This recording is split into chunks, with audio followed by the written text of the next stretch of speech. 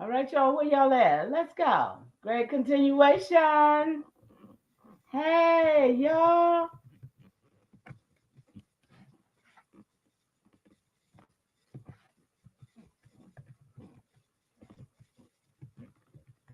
Hey, y'all. Hope you're out there. If you're out there, can you say great continuation to Mama T? Because it's a great time to be alive. Come on now. What? Oh, yes, it is. Oh, yes, it is. Great time to be alive. So, let's see what we're going to do here. Let me get my little setup up here right quick. Um, while people come in the room. Let me put on a little elevator music. Let's see here where we at. Put on the elevator music. Let's see where it's at. I'll put my little banner up there. Mama Chief, yeah. What else we gonna do? We're gonna go and find us some music. I think I can. I think I can. Put on.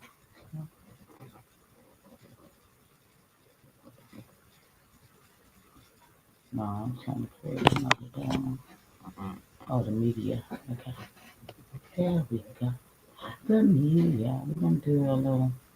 Okay.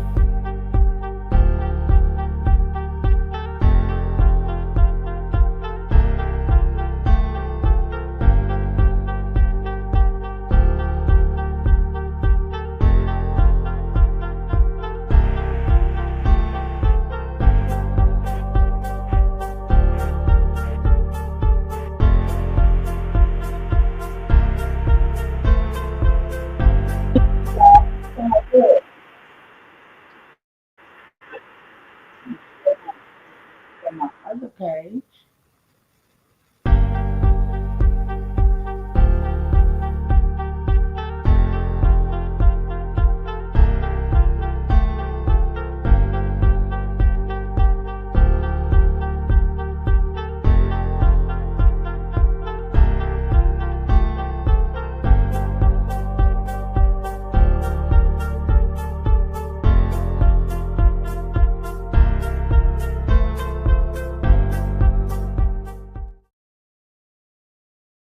Wait on a couple of y'all. No way.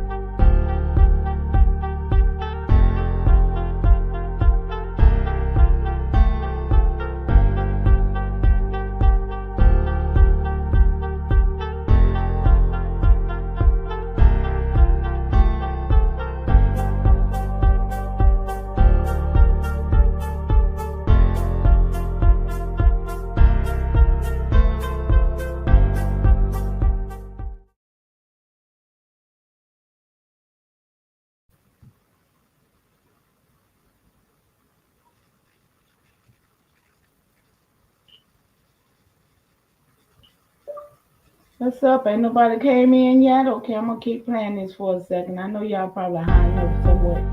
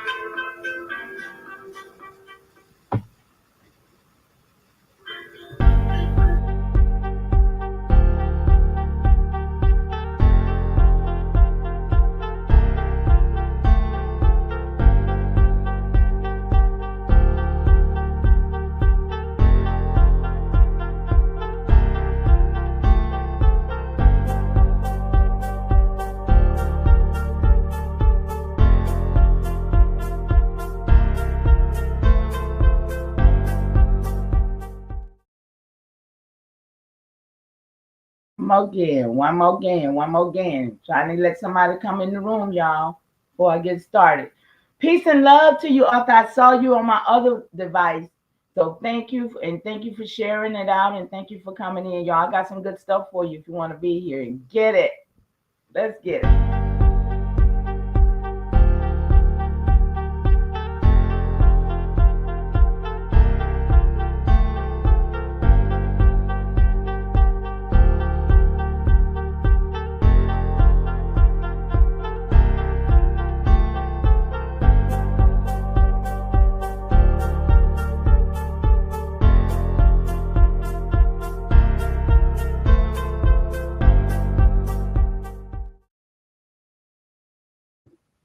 Okay, great continuation to y'all out there in the chat. How y'all doing?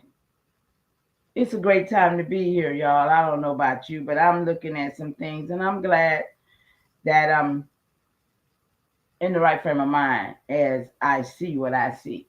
I don't know what nobody else sees, what nobody else is really focusing on. But as for me and my house, I'm focusing on staying elevated in my spirit and not being taken by the things that I see are going on in the world. And that's being grounded. You understand what I'm saying? That's all I know. That's all I know. That's about being grounded, and seeing things for what it is. That's all I know. Instead of, that's all I know. That's about being. Instead of being in an illusion for what things are supposed to be. You see what I'm saying? Play my song. Okay, I shall. Thank you. I haven't heard it in a minute, bro. Let me pull it up and get it over here. Thank you for reminding me. Let me see, can I find it? It used to be right there time I pull it over here, but I might have to look for it. I don't know. Other people know where it better than me, I guess. I don't know. Let's see, can I find it? It isn't even in my thing anymore. Let's see. Y'all doing all right though? Who's out there? Ain't nobody out there with me but you, Arthur. I appreciate you being there. I don't mean to but you. I would think somebody else would come up, but it's okay. I'm gonna still put this on record, right, Arthur? Ain't that what we doing? Putting stuff on record, making sure my great grandchildren can see it. I ain't got nothing but great grandchildren right now, but I'm gonna have some more, right? Yes. So thank you for being here. Let's see. Um,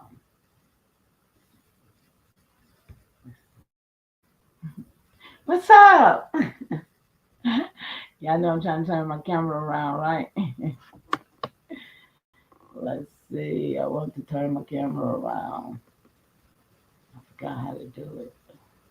Oh, I know. In settings. In settings. Here we go. All right. There we go.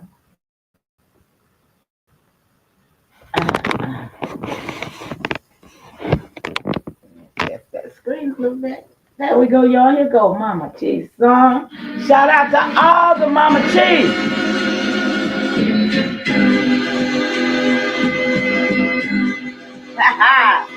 I love it. Shout out to Trey Carl.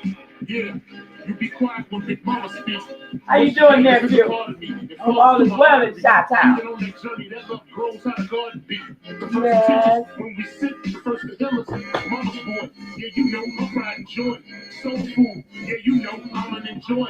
Calm you down, just by the sound of a voice. There isn't another feeling inside. When they cheer you on, let you game, and you feeling the you and your siblings fighting. What? She gon' make you put the feelings aside. She can lead you down the road, but she can give you the guide. When you think I get that blissful look in my eyes, I need a side of ice cream with them eyes up the pie. You know for sure for Mama Chief, you know I'm a ride. Cause we all need a Mama Chiefs.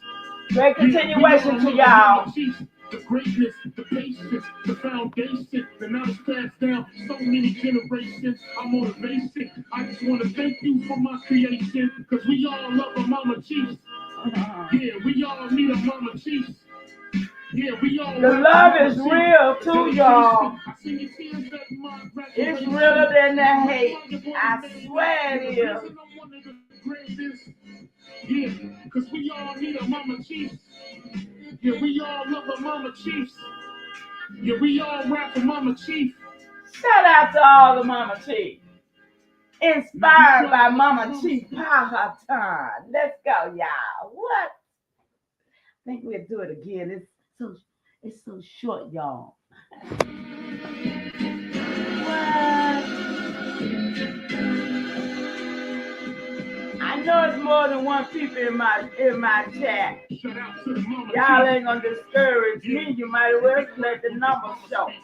Cause they know I come with that real info. What? Now they took the one off and put a zero. That one I know they be playing with me, y'all. I don't even care. Just by the sound of a voice, there isn't another feeling inside. When they kill you, won't let you game, and you feeling the pride. You and your siblings fighting, she gon' make you with the feelings inside. She can't lead you down the road, but she can give you the guide. Why you think I get that blissful look in my eyes? I need a side of ice cream with lemons at the pie. You know what's up with Mama Chief, you know I'm a ride. Cause we all need a Mama Chief. Yeah, we all love a Mama Chief. The greatness, the patience, the foundation, the knowledge passed down so many generations. Our motivation. I just want to thank you for my creation. Cause we all love a Mama Chief. Yeah, we all need a Mama Chief.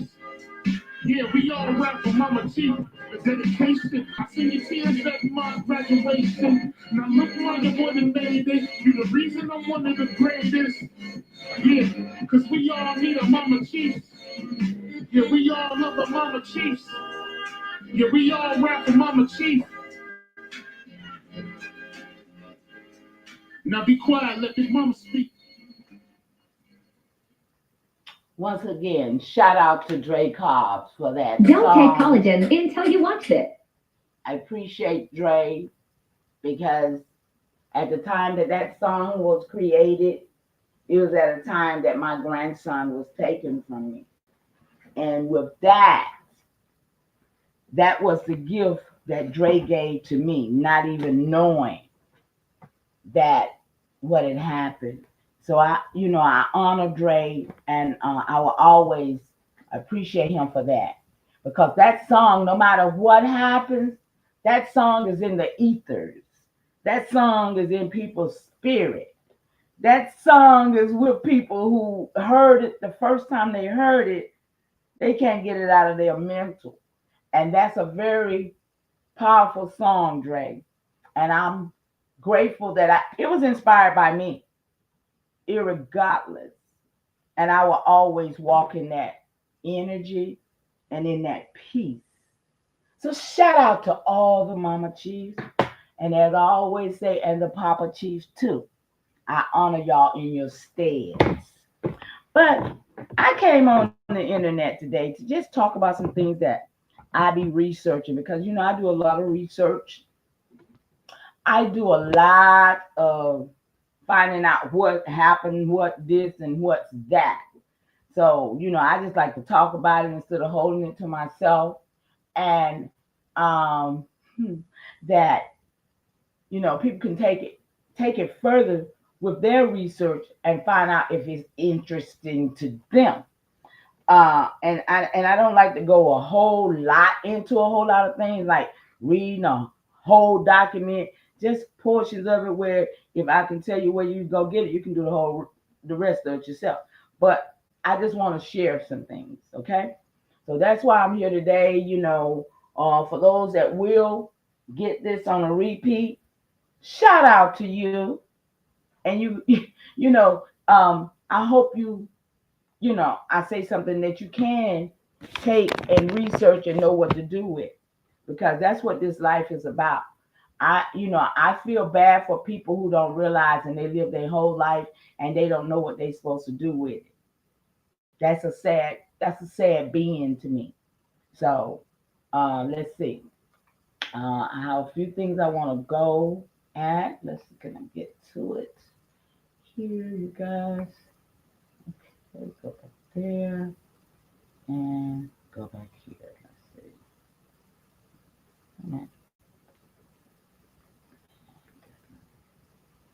Right here, no. Right, no.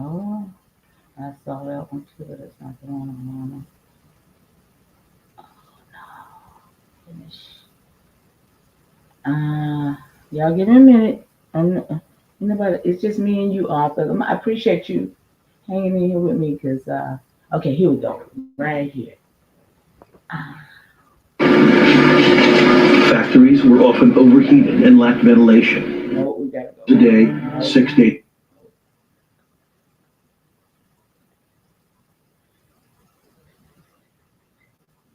Let's do some history, Arthur.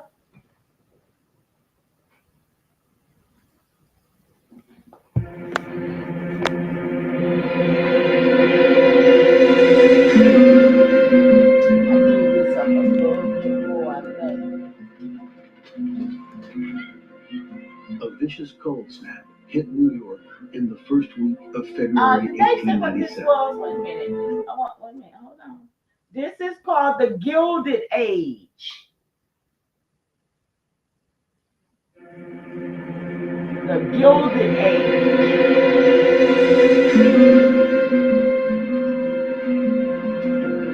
Let's look at what was already here when they got A here, vicious y'all. cold snap Let's. hit New York in the first week of February 1897. It's 1897, almost Slowed 1900. preparations for the impending revelry. The city's wealthiest citizens were readying themselves for one of the most anticipated balls in the nation's history. An extravagant exclamation point on what would come to be known as the Gilded Age. During the Gilded Age, Americans feel quite certainly that they are the vanguard of civilization and progress. There's an enormous period of opportunity and possibility and hope. Look at that building. Felt more confident. Wait, hold it. Arthur, do you see that building? Who built that building? I need some witness up in here with me. Am I being heard in the room? Am I being heard in this room right here, right now? Good gracious alive. I think I need to let this up a little bit. Arthur, you here? Please be here, Arthur. Oh, okay. Who built that building, Arthur? You're a serviceman. Tell me what kind of building this is.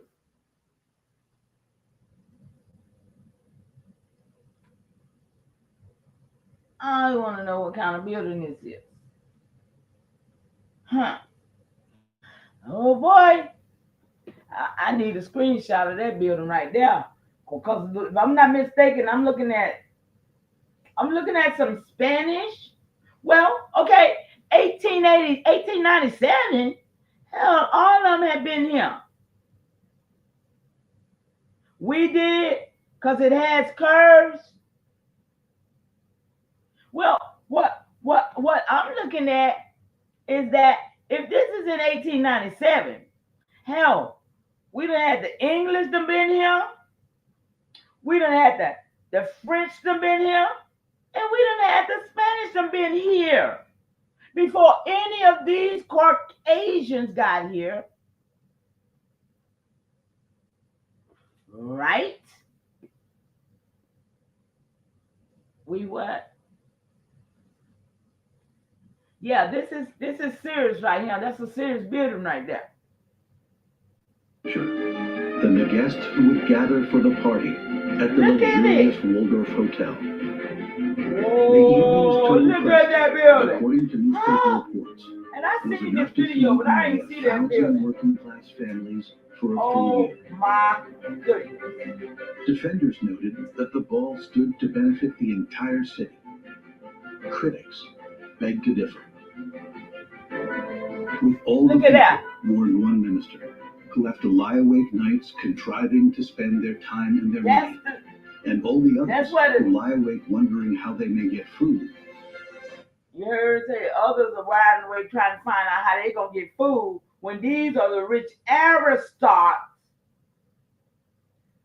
The picture of beauty, if you will, those pale skinned faces right there, who in late 1800 they got him.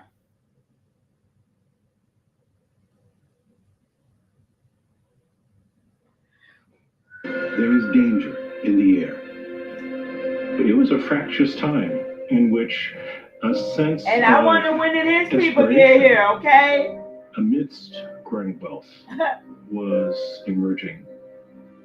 Look at them. They're Increasing, poor. workers begin to say, if I, as a member of the society, Wait till you lack see our the people when ability they to show pay my our bills people. and to feed my family, then I am not a free citizen of a healthy republic. I'm something else, something the founding fathers would not recognize. The magnitude of the late 19th century transformation of American society is hard Look at to that. exaggerate. People don't understand how we got here. You woke up in one This is country a and you good went to bed. example of how we got here, right, Arthur? 30 years after the Civil War, 30 years after America the Civil had War. transformed into an economic powerhouse. See? But the transformation had created stark new divides in wealth, standing, and opportunity. It's shocking for people to see a country developing before them that is increasingly clearly divided into the haves and have-nots. Gilded is not golden. Gilded has the sense of a patina covering something else. It's the shiny exterior and the rot underneath. By the time New York's elite gathered at the Waldorf Ballroom, the richest New York. 4,000 families in the country, less than 1% of How all many? Americans, How many had did he scooped up say? nearly as much. How many did he say? By the time New York's elite gathered at the Waldorf Ballroom, the richest 4,000 families in the country, 4,000 families of in all the Americans. country in 1897. Who knew that? Who knew that 4,000 rich Caucasians came here in 1897?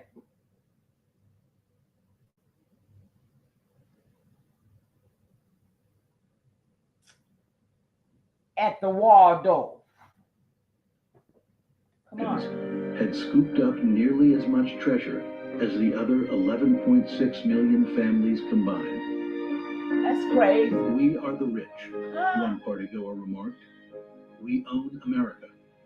We got it, God knows how. See? I mean, in the first 3 minutes and 36 seconds, these people tell you how they got America. Did you hear it? Do I need to run it back?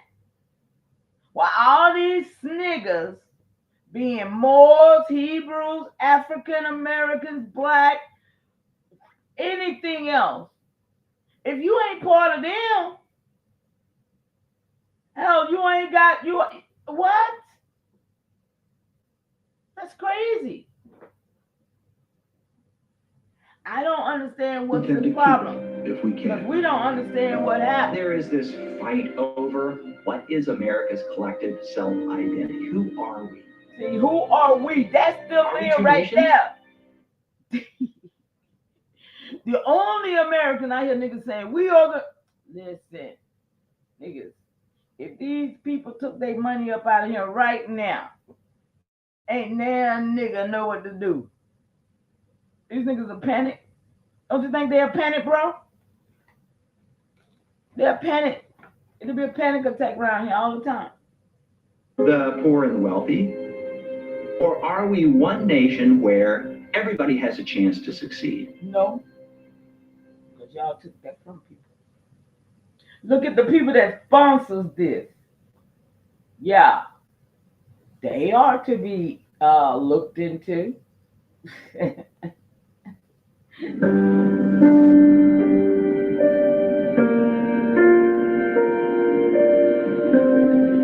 Well, the Buffalo wrong. When this nation comes out of the Civil War, we are still a nation divided by regions. There's very little national market If you need a pair of shoes, you don't get it from a factory 100 miles away. You get it from the local shoe maker. Yep. Life was much, much more local, much more what was going on right around you, what your neighbors were doing, what your friends were doing, what your enemies were doing, and how you were doing on a day-to-day basis. America had been founded, its political system had been founded for a country of farmers. But it was becoming a nation of industrialists, becoming a nation of urban workers. It was becoming a nation of cities. Look at that. Railroads knit the entire country together in a way that hadn't existed before. So now merchants, manufacturers, industrialists can think nationally. You don't have to think simply in terms of your local market. If you have a good idea, if you have a good procedure for producing something, you can think of selling your goods all over the country. By the early 1880s, the nation's largest corporation, the Pennsylvania Railroad, carried more than 2 million tons of industrial and consumer goods every year. Steel left mills in Pittsburgh for destinations around the country. So too did refined oil from Cleveland, factory-made furniture from Cincinnati, and harvesters from Chicago.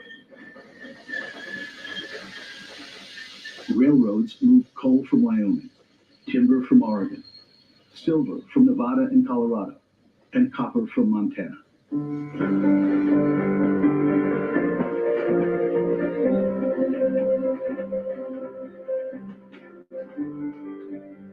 Tens of thousands of young men and women from farm families could hop on the train Whoever to that go is to just dropped in the chat. Shout out to you. cities. I hope you've had a great day. Continuation. Former slaves Look and at their our children people. joined Come the on, movement, slaves. bound for new opportunities in Memphis, Atlanta, Richmond, or as far north as Philadelphia. Look. Oh wait, no, that's a good one now. These are slaves now. And their children joined the Look, she could almost pass. for new opportunities. This is the thing that we ain't looking at. We ain't looking at these phenotypes because we was never taught to look at this. Look at them too.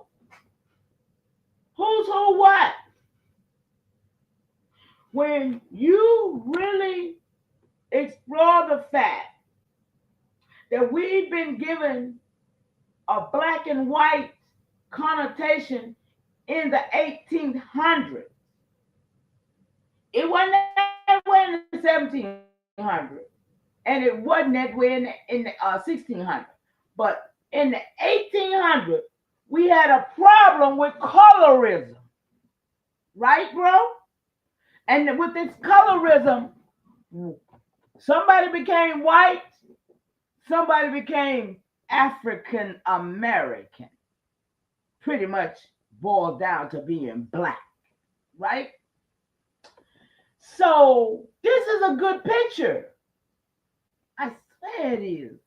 Matter of fact, let me give me a screenshot of that, because I post stuff like this and I bring it to the attention of people, because that is in fact a mulatto and an African.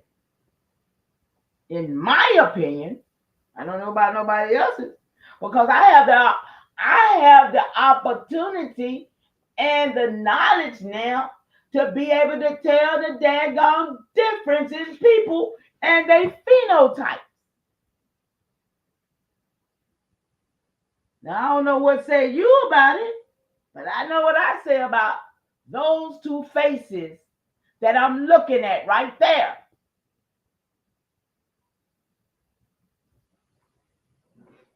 I wish somebody was in here to talk to me, but it's all right. I'm going on with what I know. Richmond, or as far north as Philadelphia and New York. Look at that. I missed it again. Man, I'm telling y'all, this is crazy to me. Former slaves and their children I want you to get what I'm going here. Bound for new opportunities in Memphis, Atlanta, Richmond, or as far north. This one.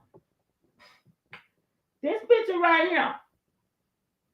How many of them out there that you see could go right now and pass? Or even back then, that's all they need. Listen, if you was dogging that paper bag, you didn't make it, right? Them up there too dark. But it was being a lot of blending going on. Do you see what I'm saying? That's a good picture to show the blending of the people. Are you seeing what I'm seeing?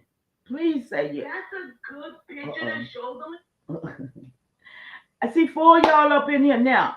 I hope you see what I'm showing because I'm I'm here to prove about these mulattoes.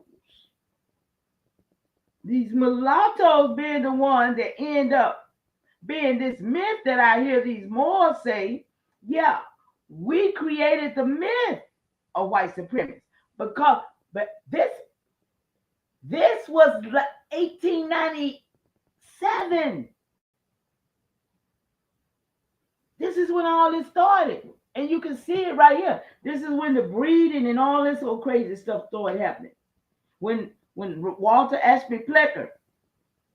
Yeah, it do, don't it? That's probably where they got it from too. Hi, Kai, how you doing, bro? Thank you for dropping by to holler at Mama Cheese.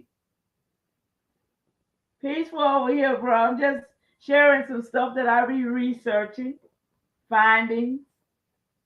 Yeah. So, but these are in fact mulattoes and Africans, or if you will, the Indians, or you know what I'm saying. So we like I said, I don't know those women, and where they literally came from, you know. Uh, but I know that there was a breeding program going on in Virginia, the Carolinas, and what have you, as well as the Barbadians had a whole Indian removal situation going on out through there. And they was taking Indians off the land and bringing in Barbadians and Africans or whoever. Because when you realize that all the ports was taken over by the colony, and each port that was taken over, it was taken over by the colonies. They pushed the real people inland. Come on, y'all, walk with me now. They pushed these people inland, so you never saw them anymore. They end up having to make their way that way. But for that port and that coastland, it was who they brought in and who they took out. And I got documentation of these conversations about the names. I got names, okay, of the people who was involved in these Indian removals. In the what? This was right about, but this was before this. I mean, this is new stuff. What are we showing here?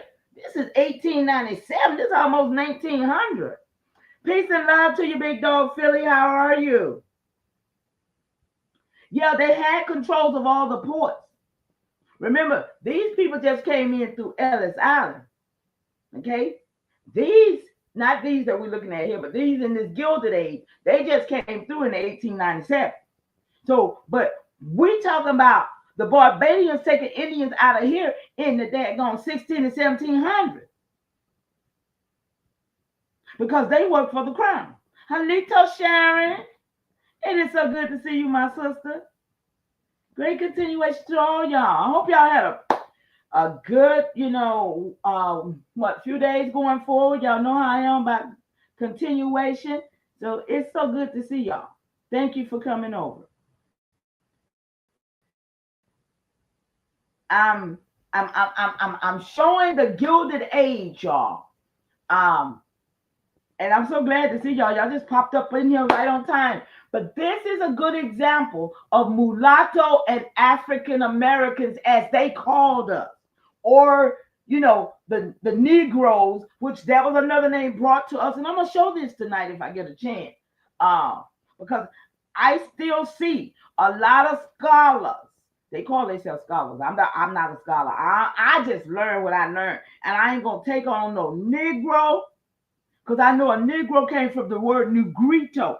And all of that is Spanish, what they call an anonym that these people that came over here and gave us a fucking pet name. It's not my pet name, you see. So I'm not gonna take on none of these. Ain't none of them names no endearment to me. I hear people don't want to give up the word nigga. Listen, let me tell you something.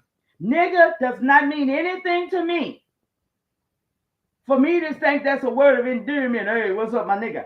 I wish you would. I wish you would. You know, because that's disrespectful. Even AI know that by now. So I'm not going to let nobody who came over here in the 1800s start calling me names that I was called in the 1700s. It just don't make sense. So what I'm here to show is how 16, 17, 1800 was three different time frames of three different people that came and did three different things. Okay? Because that building they supposed to be sitting in front of right there was already there when these people came in 1897. You see what I'm saying? So if that building was right there, the Wardrobe, anybody ever seen the Wardrobe Hotel in New York? I just seen it for the first time in my life, but I've heard of it.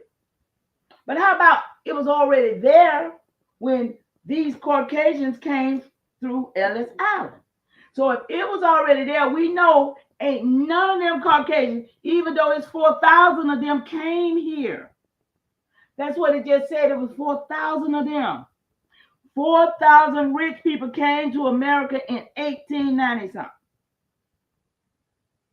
That would answer a lot of questions about how they got America, though, wouldn't it?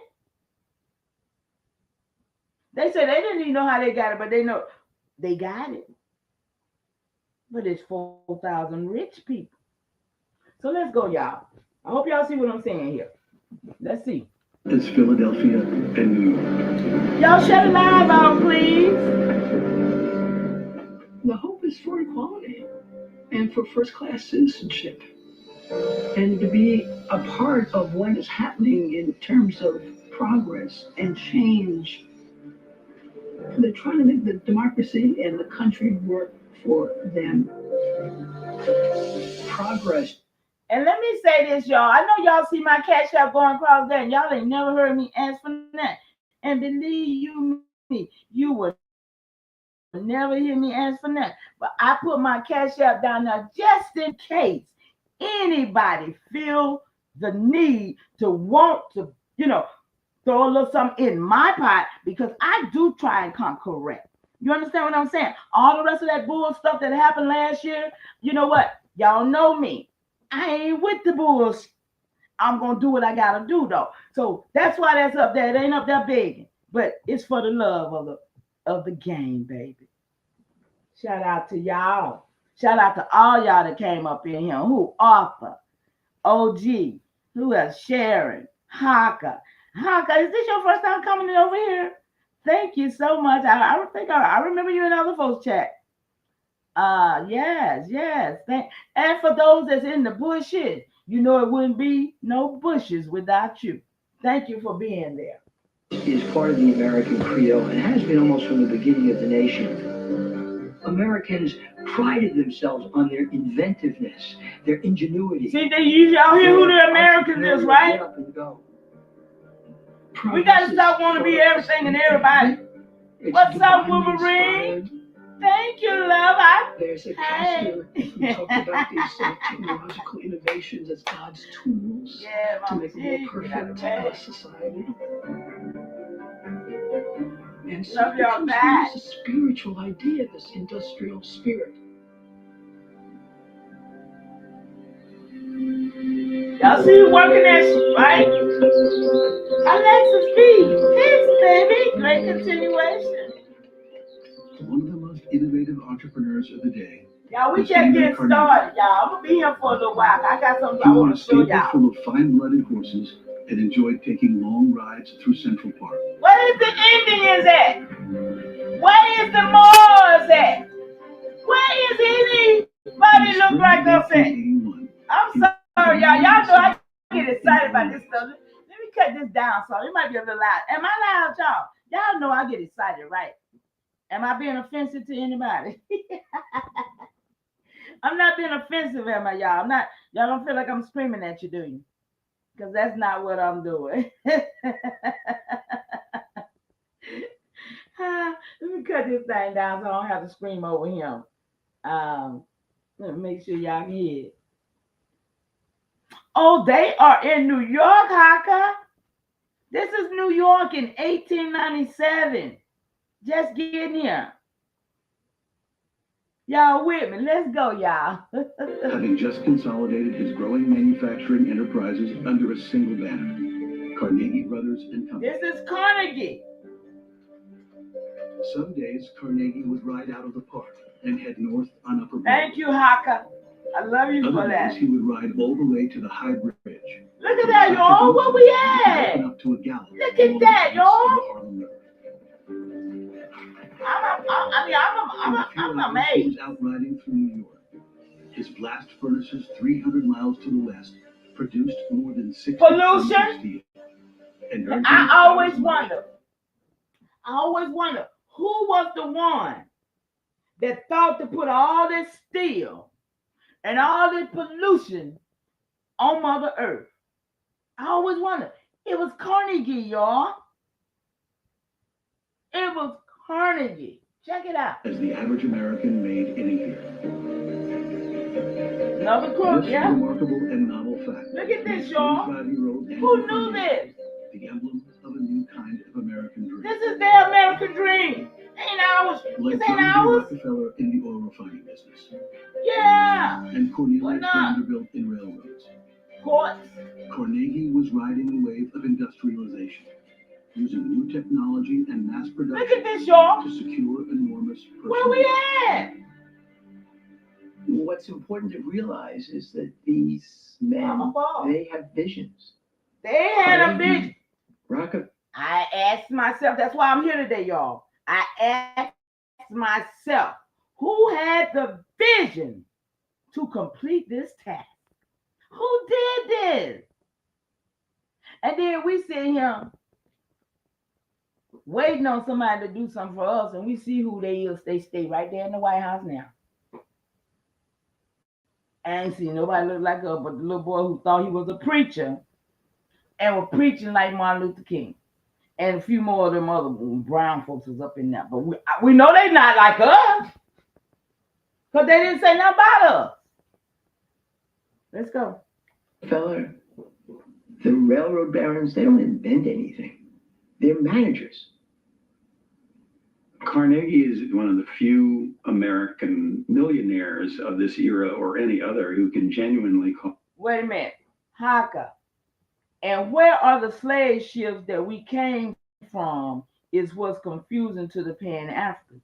Well, what's confusing to the Pan-Africans is because they never told us about all these damn ports we got all over this place.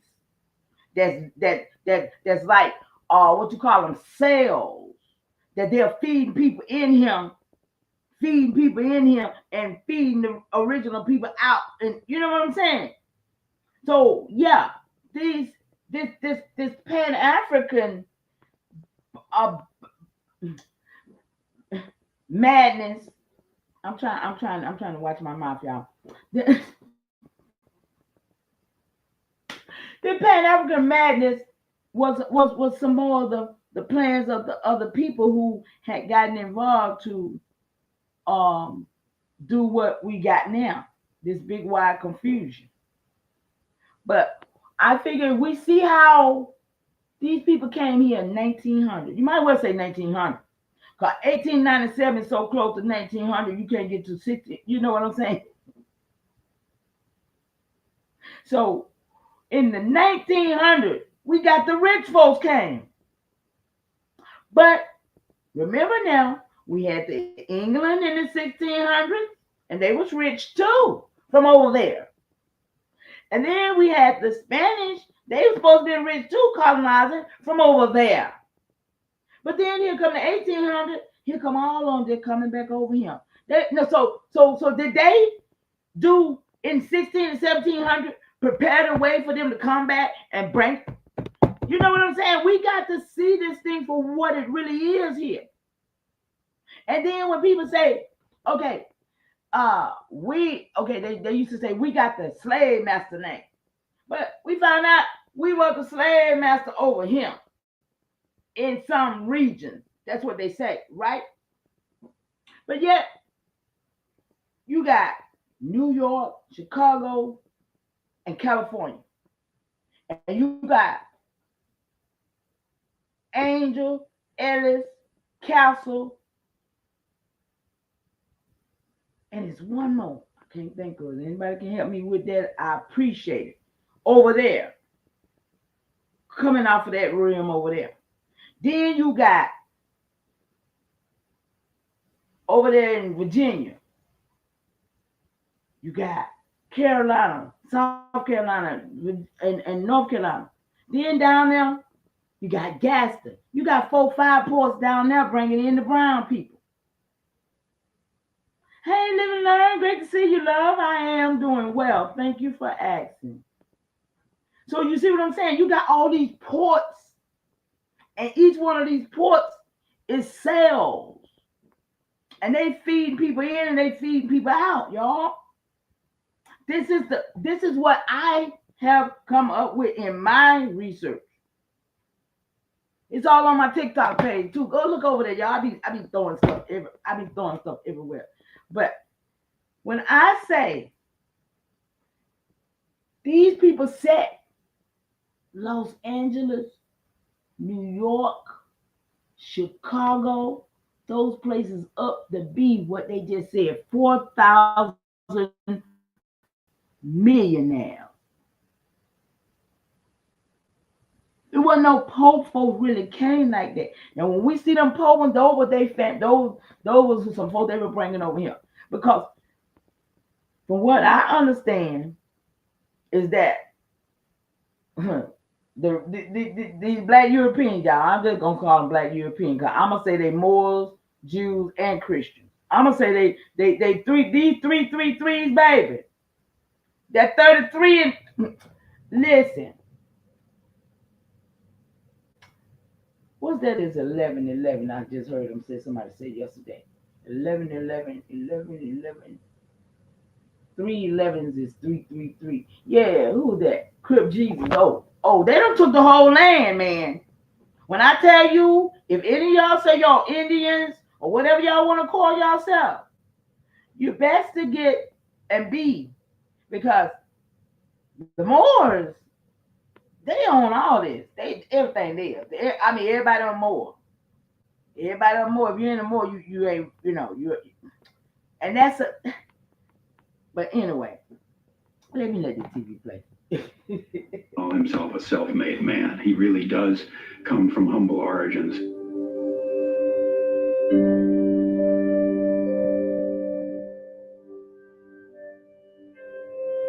Andrew Carnegie was born in 1835 in a small town in Scotland. Okay, Scotland. He was Pope too. His father, William, supported the family as a respected weaver of fine clothes and linen until the spread of more efficient mechanized looms began to cut into his business. Shout out to y'all. Look at that. William Carnegie literally cannot provide for his family. They were hungry and poor, and there's no future at this point for them. And so they are forced to make really an incredible decision, which is to uproot themselves from this town in Scotland where they've lived for generations and go to some strange place called Pittsburgh, Pennsylvania. Look, y'all, Pittsburgh when they came. Andrew Carnegie and the city of Pittsburgh came of age together. Wait. Y'all see that?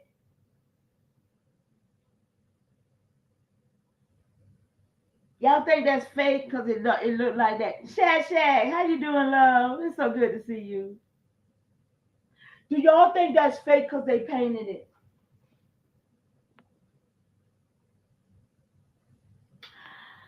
Okay, let's go. Steam-powered Is machine that a shops mound and back iron over there? drew working men to the Look, city in the is that a 1850s. mound? It looks like a few of them out The there. first railroads Why? arrived What in y'all the see? 1850s, Look not at long them. after the first telegraph wires. Can y'all see what I see? There was opportunity on every coal-dusted block, especially for a go-getter like Carnegie. Go get him. Became his family's main provider when he was Right there, y'all. When I heard, I don't tell no lie.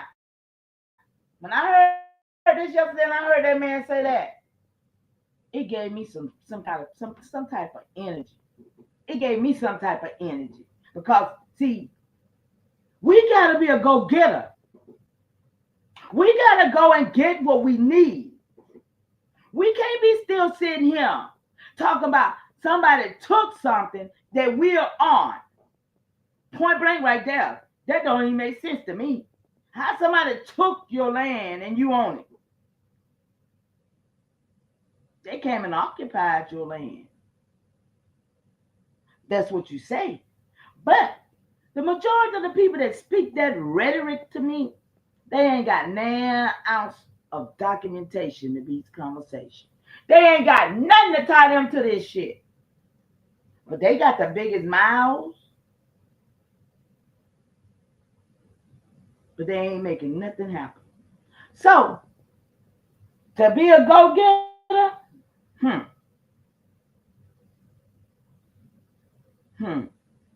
American people know better. Them Americans right there, bro.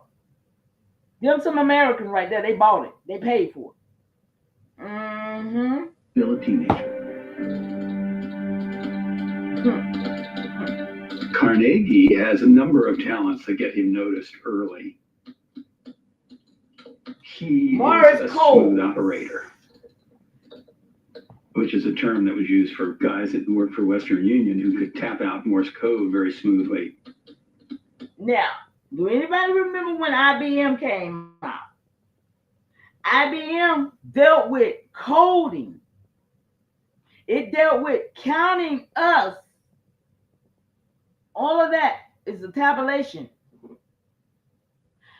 That's when debit and credit, the books were set up too, right?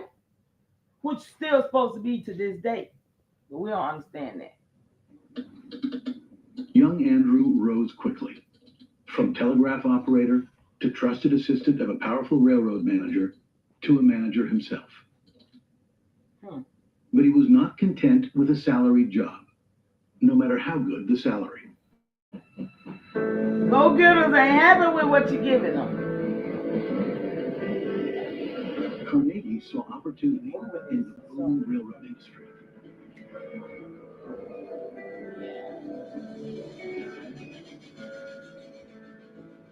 Relying on Look, connections to y'all. powerful Y'all see them railroad people executives. who work there?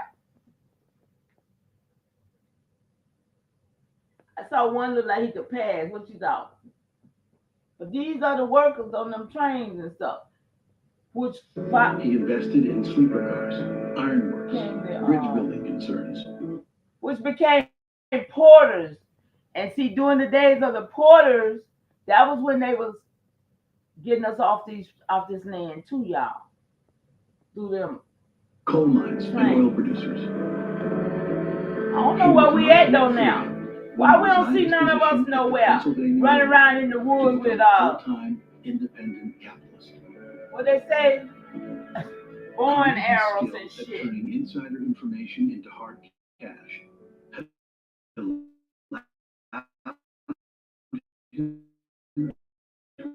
Massive Yeah, keep going. $1 million.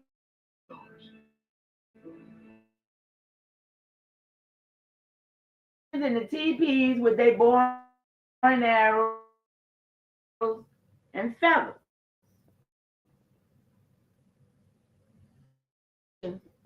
Whether we was there, running around here having our business on our land, or whether we was going around here being conquered. We're going to have to figure that shit out. After the product caught his eye. Because I don't see us nowhere, not what they say. It's supposed to be Indians all over this damn terrain. Don't it? It's supposed to be wild Indians like them Asian people all over this terrain, running around, hollering. Let me stop. I'm in the movies, y'all.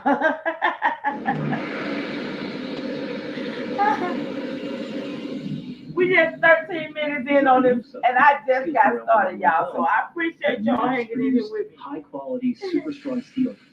That is a new thing in the Gilded Age. Look at this fire, y'all. In 1873, They said the Indian was scared of fire like that. What? Carnegie pushed forward on construction of a massive steel plant outside of Pittsburgh. Nobody can understand why he is building huge factories during the Depression. The Look, bankers question him. Why are you doing this? still, y'all. Carnegie understands that steel is the basic building block of the new And that's when America. I found out. That's when we It's going did to it. begin with railroads, All in metal. and then the cities are going to be rebuilt with steel. And the bridges are going to be rebuilt Look at that. with steel.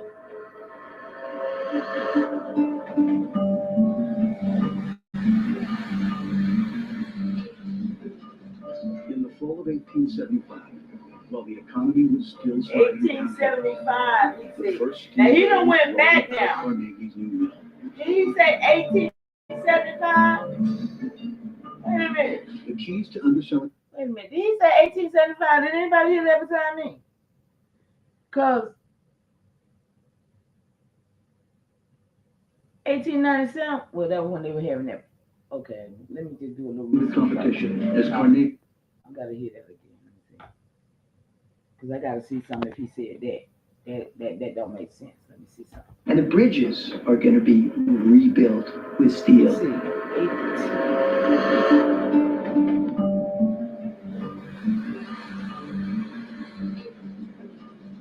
in the fall of 1875, while the economy was still sliding down, 1875. the first steel rails rolled out of Carnegie's new mill.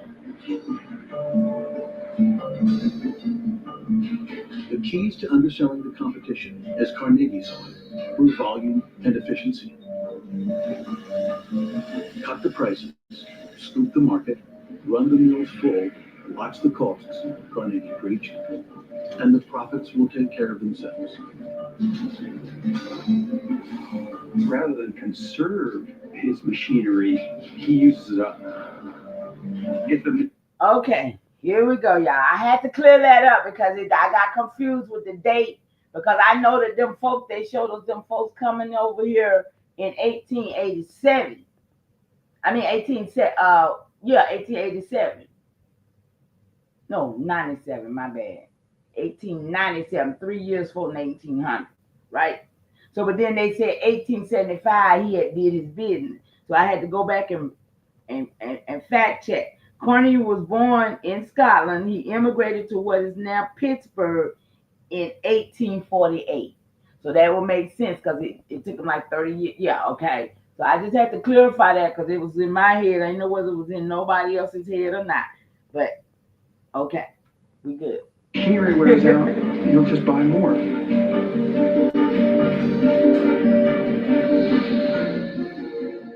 He wants 24-hour operation. Everybody that over there on smoke. Each for the workers. I The point already is to know. get the productivity going at peak I'm performance. going to teach over here, guys. Carnegie's grand bet had paid off beautifully by 1881. His newly consolidated company was on its way to a profit of 40% in its first year, which meant a personal take of more than $1 million. Wow, y'all hear that? See, they came to make money. But where is the other people, y'all? Look at that house up on the hill up there. Plenty of spare time to reflect back on his improbable Where rise. is our people? He Okay. We're in New York right now, right here, right? With them, right?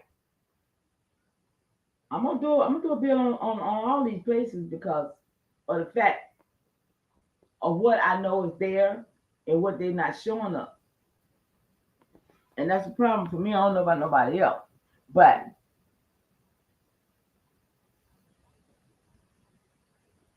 these people ain't showing nobody but them. And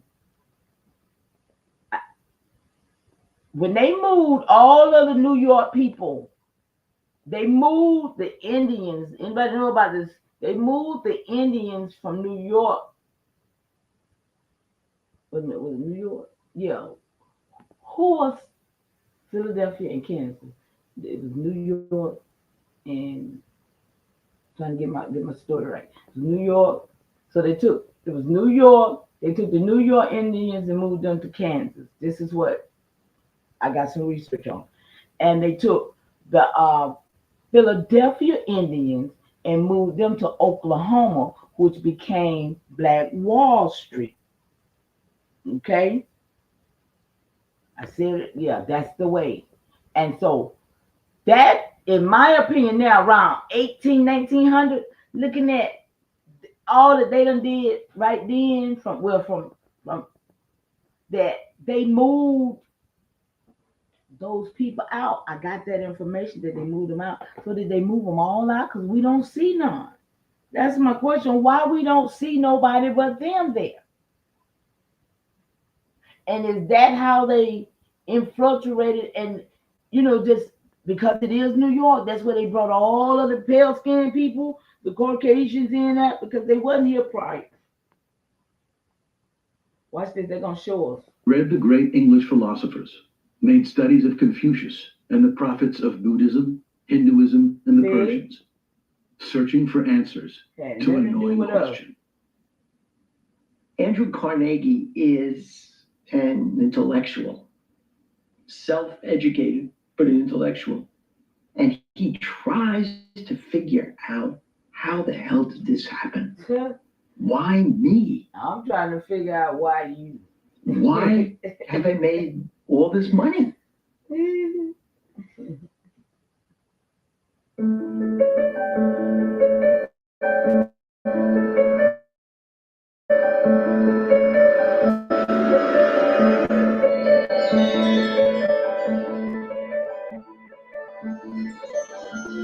It was by design like no house New York had ever seen. Look at this. A gleaming palace with gargoyles and gables and flying letters. Plans for the grand interiors included the fine and expensive detail favored by European aristocracy. Pope Francis is in the hospital, you guys. Devised by 25-year-old Alva Smith. Tell the truth for you die, you old one of the country's wealthiest families. I mean what I see. Alva meant to create a spectacle at 5th Avenue and 52nd Street. And she did. They lived too damn long with our blood and our organs. By the time it was completed in 1882, the mansion was the talk of New York society. Don't see that mansion, no. Critics, but look at the building next to it. Thought her new home too ornate. They were appalled by the nude statue, which stood proudly on exterior walls. Look at that, y'all. Look at the buildings back there. Alva craves attention, and so she intentionally makes the outside of the house something that New Yorkers are not used to.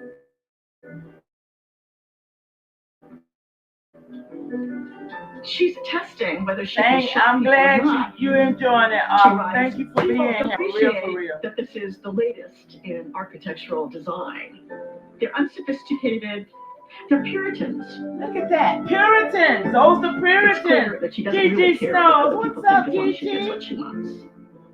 Great continuation. Thank you for stopping in. The Vanderbilts were in society, but they weren't at the very top. You're doing this guild today. We find out where these people came from. And her goal is to make the Vanderbilts leaders of New York society. 4,000 of them, y'all. Scaling the heights of New York society was perilous work for any newcomer. It took 4,000 rich folks to take us out. Fifth Avenue. Look at them, y'all. Where we at?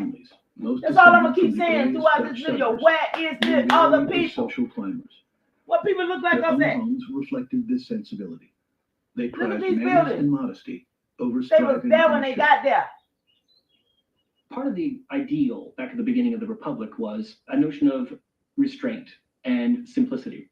Look at that. So you might be really wealthy, but you wouldn't parade around in a gilded carriage and have servants in livery and all of that.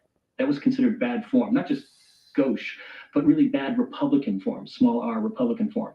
You hear Old that money was Republican wealthy. stuff, right? But these new entrepreneurs were immensely wealthy. Look The at kind of money that could buy it. anything. Excuse me, y'all. They aren't quiet about it. They want to flaunt it. Can buy anything. Few members of New York's old money crowd were more The old suspicious of money the crowd. newly Oh, wealthy I bet I can than look them Caroline up. The Skirmer old Orne money Astor, crowd. whose ancestors had arrived from the Netherlands in 1630. The old money crowd. And no one held more sway.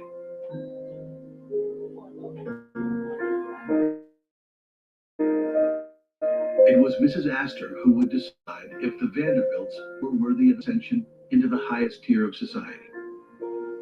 It was a very exclusive club, roughly the number of guests Caroline Astor could comfortably host in her ballroom. 400 was the magic number.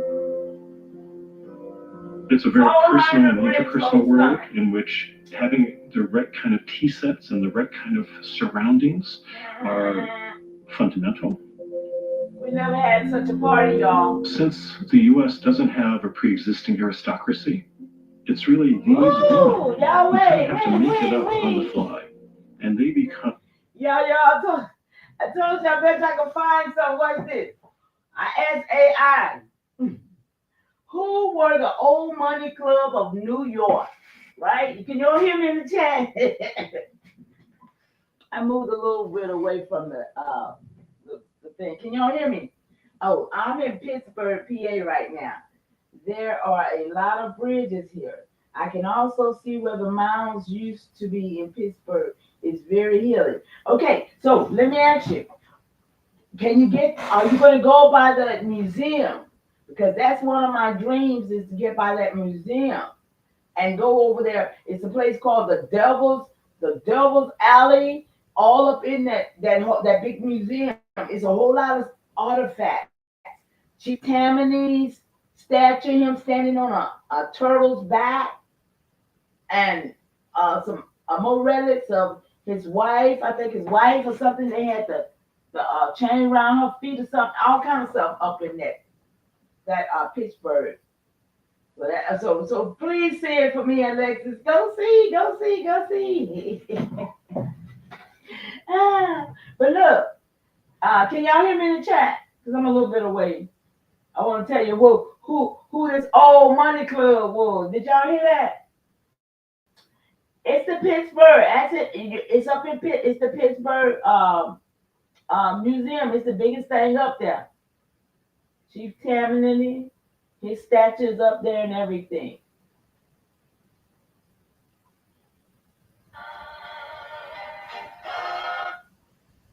May I help you? Hi. Hi, bad age. Excuse me, y'all. Okay, so the Old Money Club of New York during the Gilded Age was famously known as the 400. Okay? The 400. This term was coined by social arbiter Ward McAllister. Any McAllisters in the chat? Who declared that there were only 400 people in fashionable New York society. The group was led by Caroline Schumann Astor, also known as Miss Astor, who was the Dianine of New York society for many years.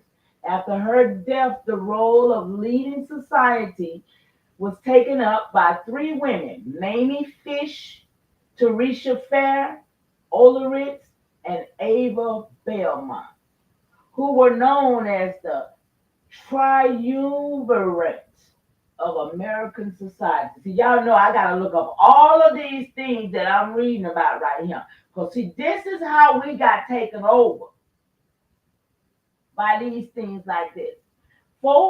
The 400 was a mix of old money families and some of the nouveau rich who were begrudgingly accepted into the polite society. The polite society.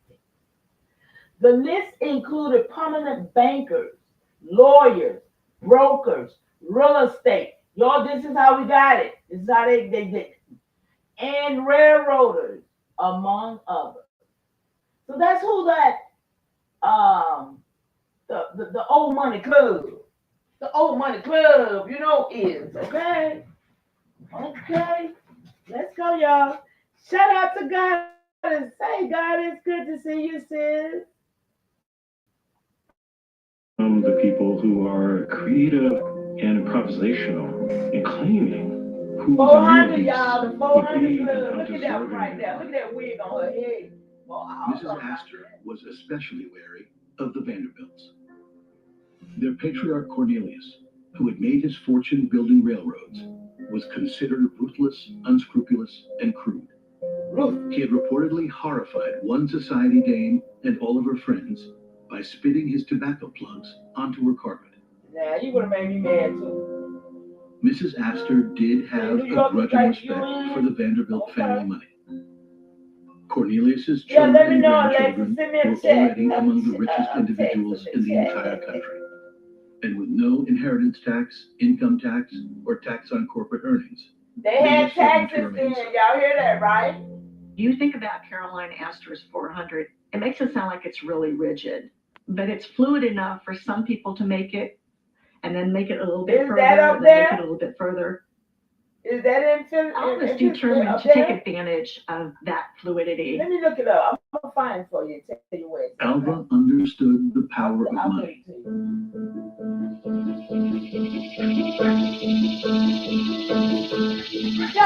Born in Alabama before the Civil War, her family fortune made from the slave-fueled cotton trade afforded her a privileged existence.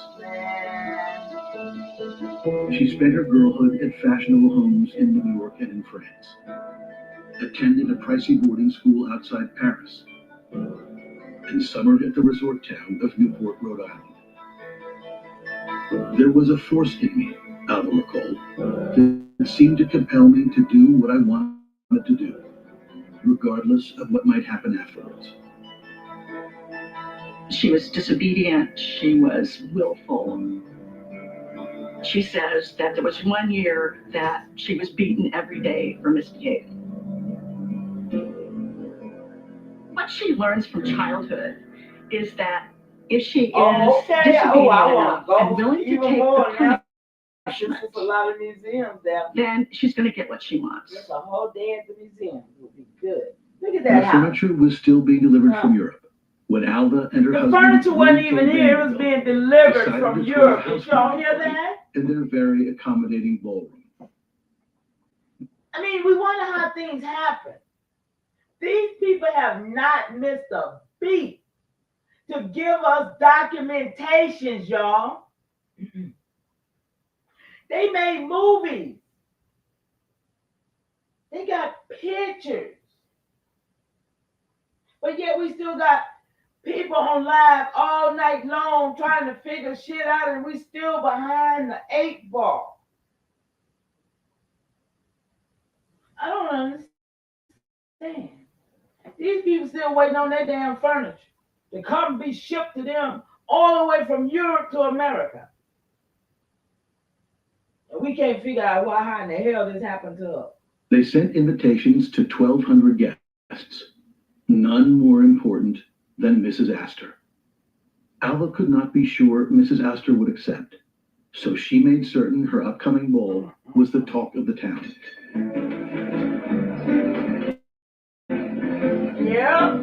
Yeah, like, but where we at though? They got newspapers up and down. Where we at? What's these people sitting here? Listen, y'all, I get furious, y'all, because I can't take it. Hundreds of thousands of people, not only in New York City, but also nationally, are. Look at that. They read the newspaper. Look. Look. It's Where so we comparable at? to the emergence of social I know it's media. all about them, but damn. So instead of tweets, we have people like Alva who are understanding this change and start to take advantage of the new possibilities of the media coverage. She invites newspaper columnists to come into her house. In her house. She gives them very detailed instructions as to what kind of decor the house has, what it's made of, who the... Now, is we still before the Civil War, y'all? We still before this so-called Civil War, right? That the Civil War, was that the one with the Union soldiers? Somebody help me out, y'all, because I don't know a lot of stuff about the war and stuff. But is that the one when the Union and the Confederate, is that part of that war that we talking about right now? Or was it another one? Somebody help me out, if you can. Artists are all the details that she thinks will impress people.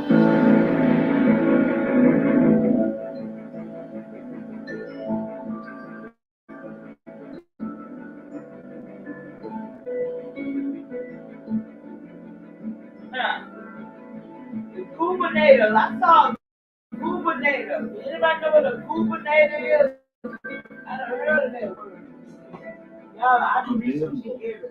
March 26, 1883, New York was abuzz. Society dames spent hours fitting themselves into gowns styled after bygone European aristocracy. Their husbands visited hairdressers, then rushed home to pull up their Look at them, hair. y'all. They sharp. Look at all them.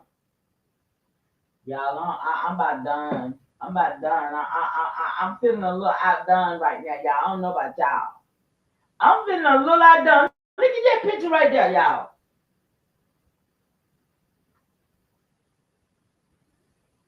Look like all of Europe is over there, don't it, in New York?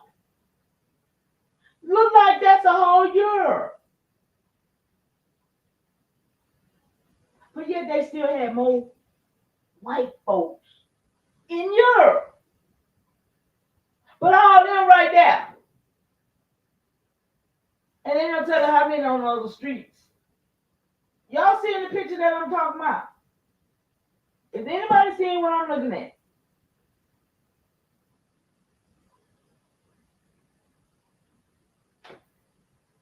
And strap-on swords. Crowds of curious onlookers began gathering outside the Vanderbilt mansion at 8 that evening, though the party would not begin until 11. Wow. Mrs. Astor was among the arrivals. As she made her way down the grand staircase, she took in the century-old French and Italian tapestries, towering palms, Japanese lanterns, and gilded baskets filled with roses. Young Mrs. Astor had to admit, exhibited style. We have no right to exclude those whom the growth of this great country has brought forward, Caroline Astor explained. The time has come for the Vanderbilts.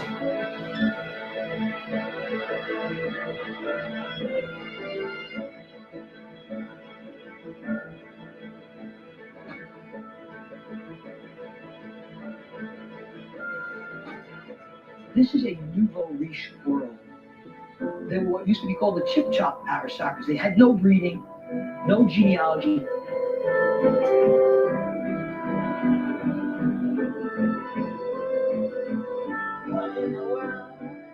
And they need to lay claim to establish their cultural legitimacy.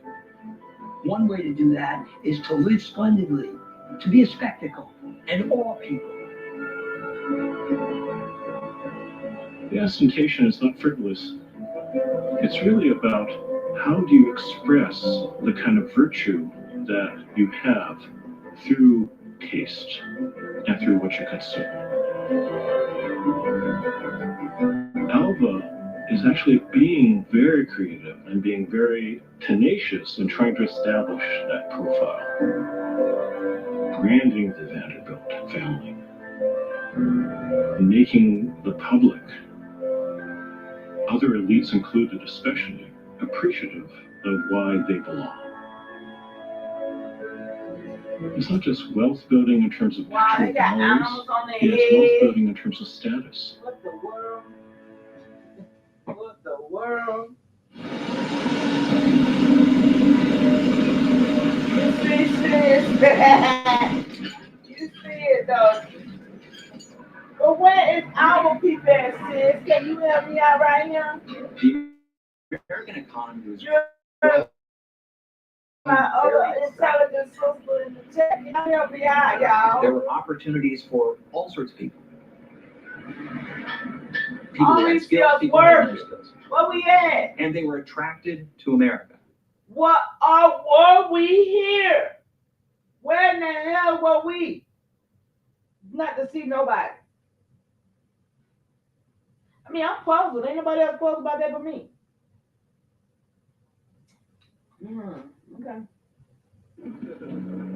If you wanted to improve your lot, especially if you wanted to ensure that your children would have a greater opportunity than you did, America was the place to go.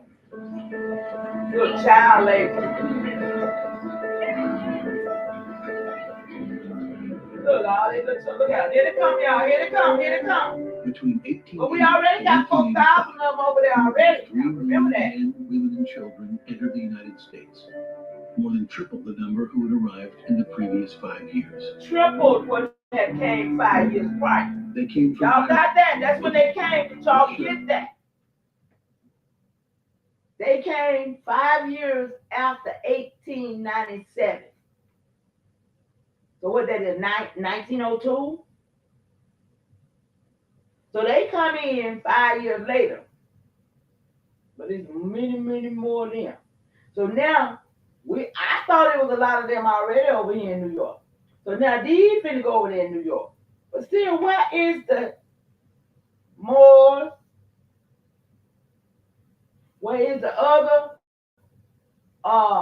people who had came over here in the 16 and 1700s? Where's all these other people? Why is it just them people on the streets of this place? I mean, I'm really confused. I know they ain't just. Is this a movie? I know it's PBS. Let me be clear here. Let me be clear. This is PBS, and all of them is possibly actors, no doubt. But I'm still looking at them buildings. What my sister say? Them colorless motherfuckers didn't have nothing but a bag and a cloth. See, yeah.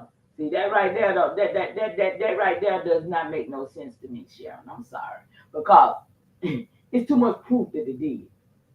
I mean, you know what I'm saying. I understand your frustration like that.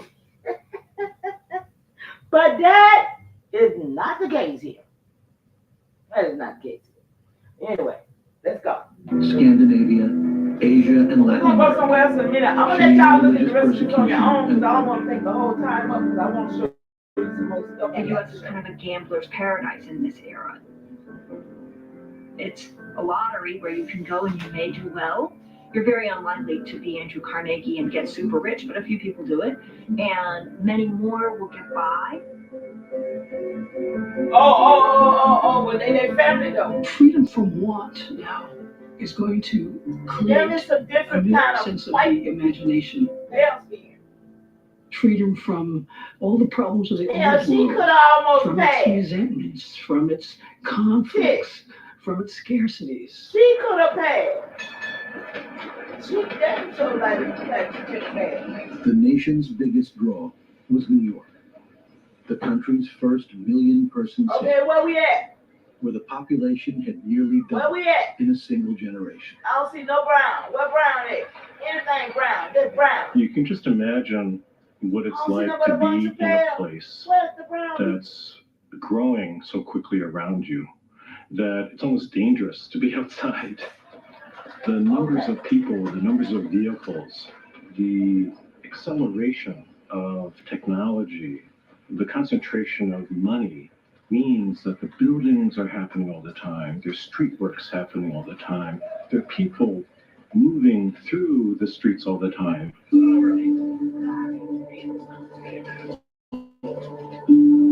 The city needed muscle to build new streets, sewers, and water mains.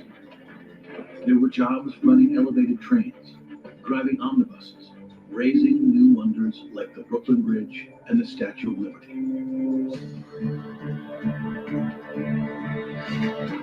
Yo, who built it? Immigrants often Who worked in building this trades shit? according to their place of origin. I'm just saying. Irish as carpenters, This Italians, means we need to do some research. Syrians, street This merchants, means we need to find out. Now that's look, owners of garment factories, molasses garment refiners, factories. That's they factory problem. relied on people who were willing to work Meat long factory. hours for meager pay.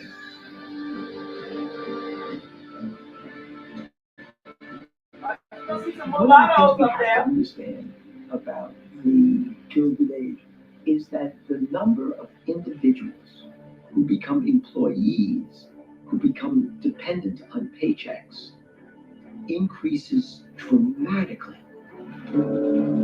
Workers served as sellers of their labor. And it was important for the person who was running the whole enterprise to buy that labor as cheaply as possible.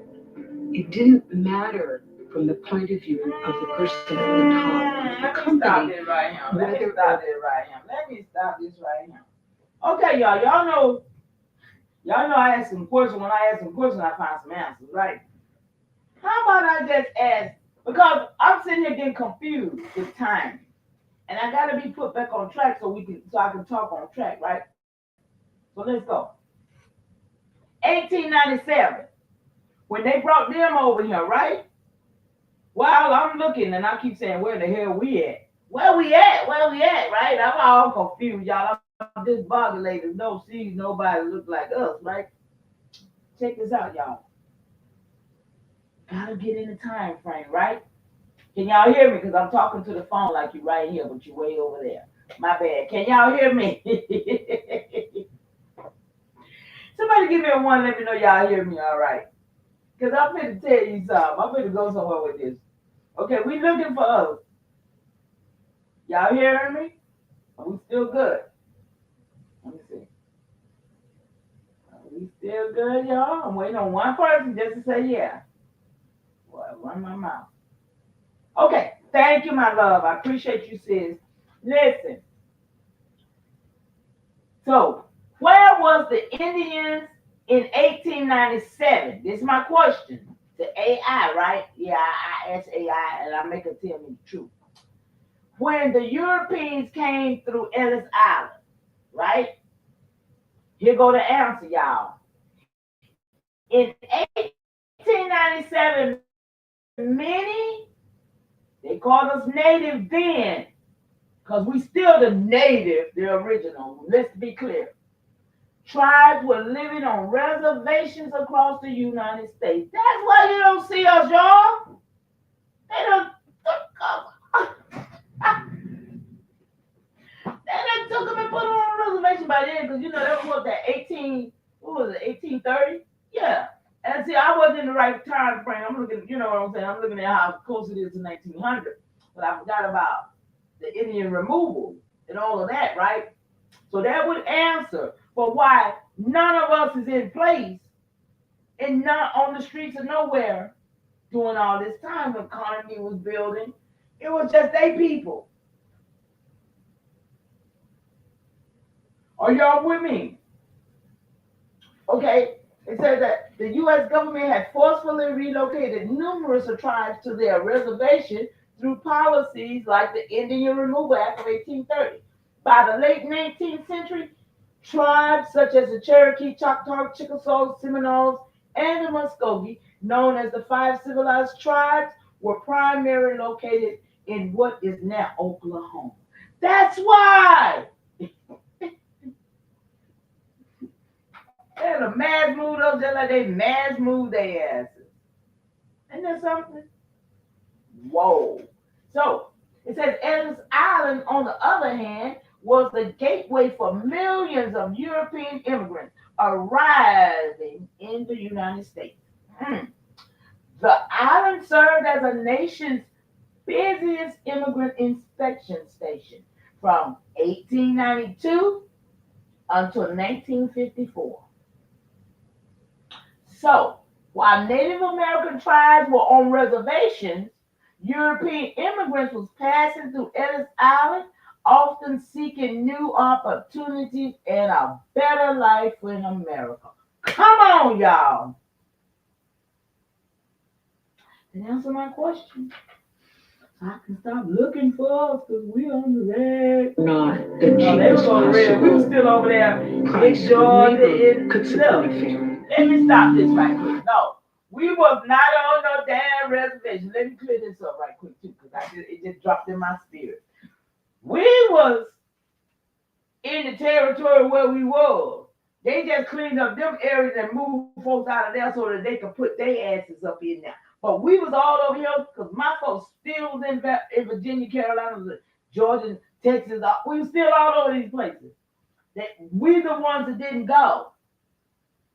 We are the reason we still here because we the ones didn't go to the Reds.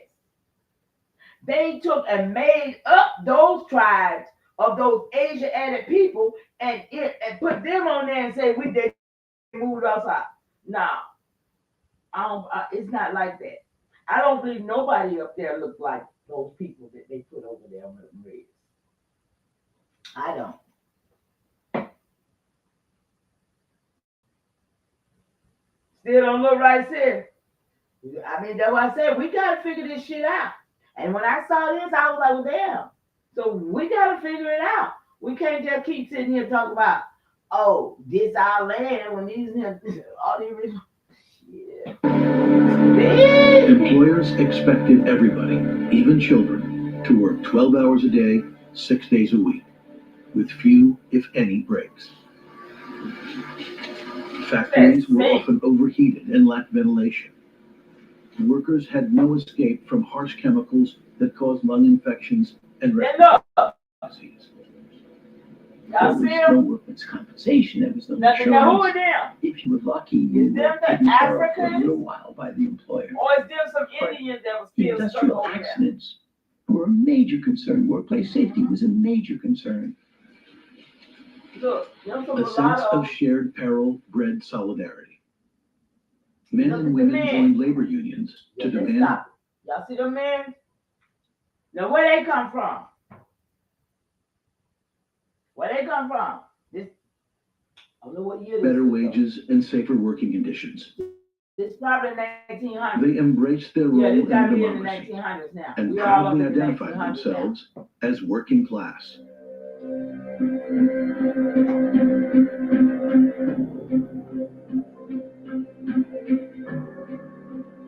The late 19th century United States was an anomaly in world history in a major way. We confronted all of the challenges that are associated with rapid industrialization, the labor conflicts, the tensions between one economic group. Now this is why you'll get some Pan-African niggas or some Tethers or whatever they call them, and they'll sit here and say, this the white man's world. Because they don't know that they came here like this. They ain't always been here like that. But to see this should give anybody that's calling themselves black, African, or anything a whole different perspective in their mind about how this shit happened. And if it don't, I don't understand. I just don't understand. And another. Within a government in which just about every white male and many African Americans, a decreasing number, many African Americans had the vote. Look at all of them now. From the moment they got off the boat at Castle Garden or Ellis Island. Yeah, see? They got off the boat too. And political participation was high. The always increasing working class vote worried New York's political barons in both parties. Strikes and boycotts in the summer of 1886 forced Now you got politicians to act, 1886. See, they be flipping them. and They they be jailed flipping it on you, unions. though. They be The flipping. leaders That's in why. July of 1886 say enough with the major parties. The Democratic Party and the Republican Party are in the grasp of big business. They have no interest in the problems of working people. We're going to form an independent Labor Party. I'm going to run somebody from there. And they begin to court Henry George. Henry George did not look the part of political savior. An unassuming 47-year-old How many of them got beards and mustache and hair all over their face? They don't even wear that shit now, right? In politics just They then. shave their face But and he now they wasn't try to go treated without by the their offer. beard because they don't want folks to know that they the He's the bearded perfect candidate. one. Y'all hear He's me? a worker. So he's got these. Did y'all see that? Did y'all see all those bearded, hairy-faced men? And they the ones, them bearded men.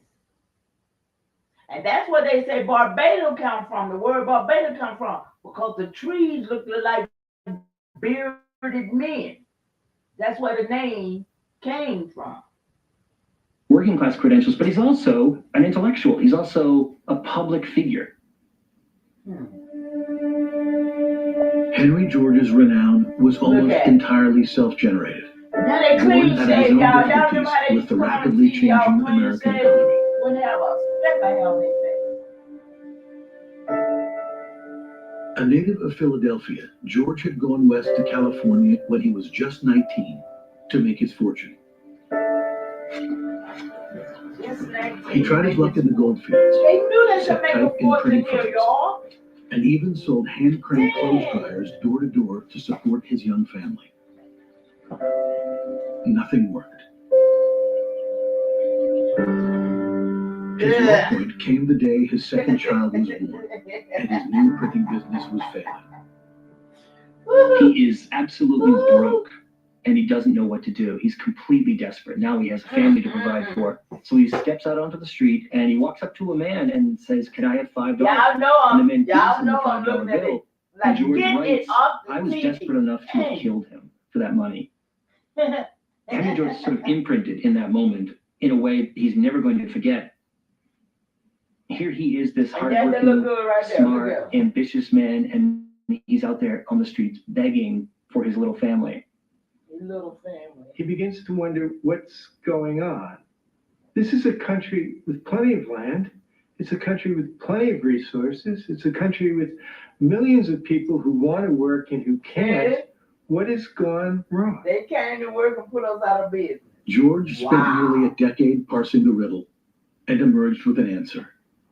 A 500-page tome describing the new American political economy. Woo-hoo. He produces this book that draws everyone's attention to what ought to have been plain as a nose on their faces, the sheer fact of inequality,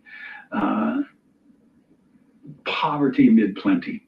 What George recognizes is that along with American progress, with the development of the economy, with the development of great fortunes, there's also the development of poverty, that the success of America is not uniformly spread. He said that it's not fairly spread.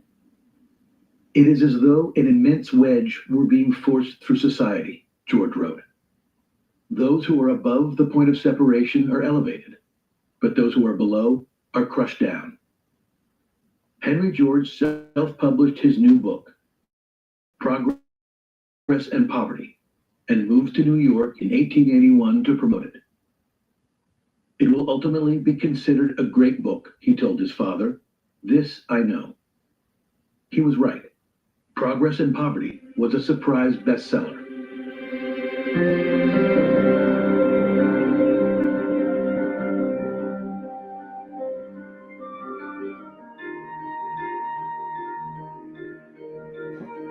Everybody read, huh? Y'all all right in the chat? Thank y'all so One of the much for things that being captures here. people's imagination is the way he talks about poverty. He breaks the American tradition, which always said poverty is the result of your own failures. George says it's not your own fault. It is the fault of the way we have organized our economy, the way we've allowed certain things to develop unchecked and uncontrolled. There's no reason for anybody to be poor in America. Thank you, my sister. I'm encouraged with that love. Labor parties had run candidates for mayor in New York before. They rarely polled more than several hundred votes. But in the fall of 1886, with little more than a month to Election Day, Henry George agreed to toss his hat in the ring on behalf of working people. He sees it as a way to popularize his ideas. The 1%, as George calls it, owns New York. So for him, it seems a perfect example of the problems that he talked about in his book. He accepts the nomination, and over the next 5 weeks or so, they launched the most incredible campaign in New York City history.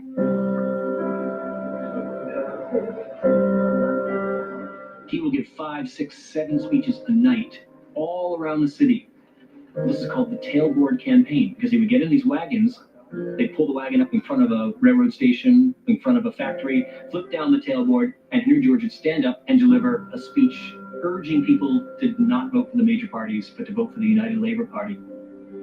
Look over our vast city, and what do we see? George would say. On one side, a very few men richer by far than it is good for men to be. And on the other side, a great mass of men and women struggling and worrying and wearying to get a most pitiful living. Is this by the will of our divine Creator? No, it is by the fault of men. We are going to the polls.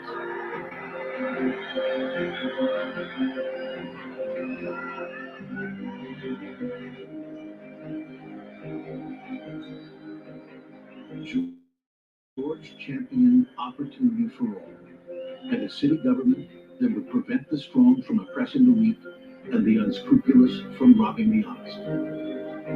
He offered big new ideas, like increased taxes on property owners, public ownership of mass transit, and better working conditions. Once the grassroots campaign gets going, he sort of played off his own momentum and the enthusiasm of the crowd and began to realize something seems to be happening here. He starts to have a sense that we could actually win this thing.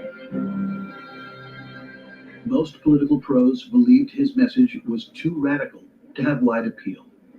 They figured he would poll 5,000 votes, maybe 10,000. Not enough to beat the favored Democrat or the Republican challenger.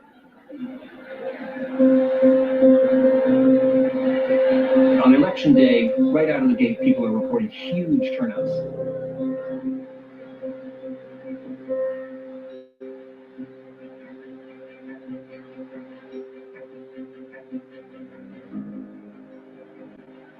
At the end of the day, George finishes second. He gets 68,000 votes, which is a lot more than just a few hundred, which is what a typical Labor Party candidate could get. The appeal of Henry George indicates that a growing number of Americans believe that there is something seriously wrong with the emerging American economy. America retains this idea that it is this land of opportunity. And when people like Henry George say, we have to pit workers against employers, the poor against the rich, what he is saying is, it's not the land of opportunity. The opportunity is closed off.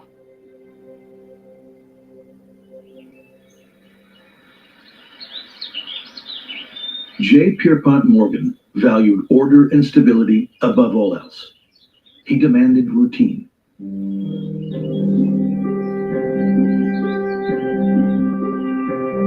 The 51-year-old banker breakfasted each morning at his home at Madison Avenue and 36th Street, enjoying his first cigar of the day while reading the financial news from Europe, which came in over his personal telegraph machine. By mid-morning, he hopped in a hired carriage for the ride to his office building at the southern tip of Manhattan.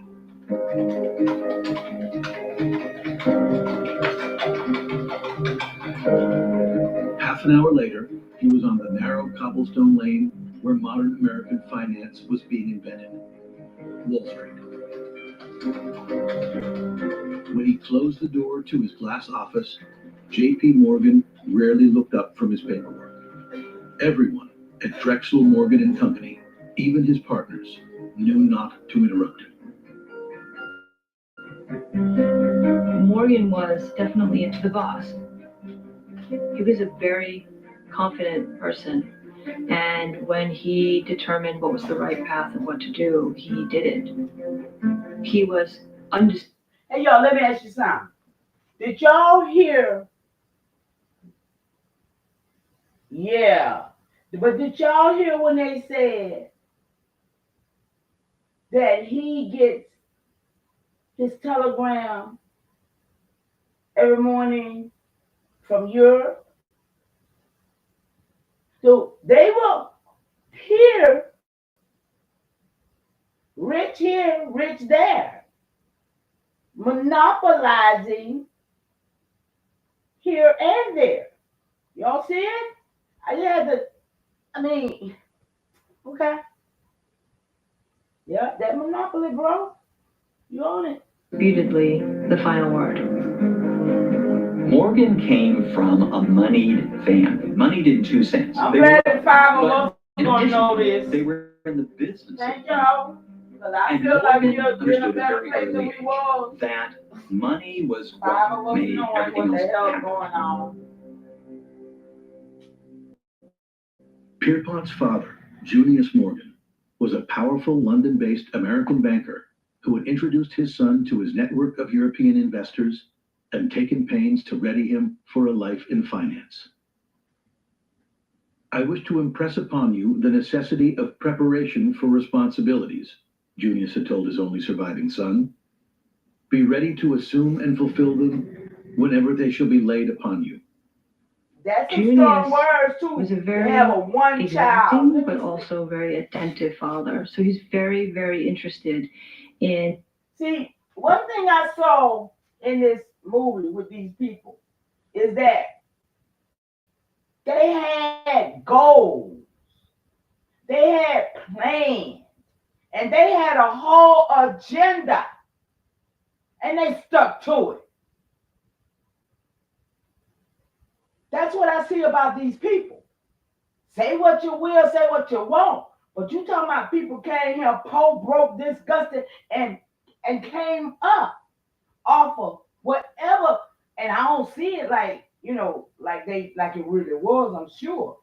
But what I'm saying is that for people to we gotta instill in our babies, man. I ain't got none, I ain't having none, but y'all know what I'm saying. We got to put this in the souls of our people because we have been beat down and taken out. We don't nobody encourage us. Did nobody encourage me growing up? I ain't had no uncles and no aunts and shit. What I got it hard. So, but going forward, I'm seeing these people, they raise their children up with that mindset of what they want them to do. And it's all about family business and legacy, right? But we didn't know that till a few years ago. We didn't know about no damn legacy. All we know was to go get a job and go to work. But it's about legacy. Pierpont's moral, intellectual health and development. His father had groomed him for business, and he not only accepted, but I think also expected it of himself. Okay. See? J.P. Morgan sees himself as a nation builder, as a person who's not only carrying out private business transactions, but as a person really at the center of this new. How is all these people online talking about they building a nation, or they're a nation, they're a nation, they're a nation? Do they see themselves as a nation builder? Because J.P. Morgan did. And he built a hell of a damn nation, didn't he? That's what we must say. But the truth is the truth. Emerging, booming American economy, booming American society. Look at this shit. America had emerged as an urban and industrial powerhouse in the 30 years since Morgan followed his father. 30 years. There were only 8 U.S. cities, over 100,000 people in 1860. Now, there were almost 30. Did y'all hear that? Did y'all hear what he said? Let me go back. The country was overtaking Britain and Germany in the production of iron, steel, oil, and coal. European investors. They overtook Britain and all them in coal. So they had became the superpower over Europe. Wanted a piece of the American action and turned to Morgan. So they wanted a piece of American action now. And that's what brought the war. Did you hear? That's what brought the war.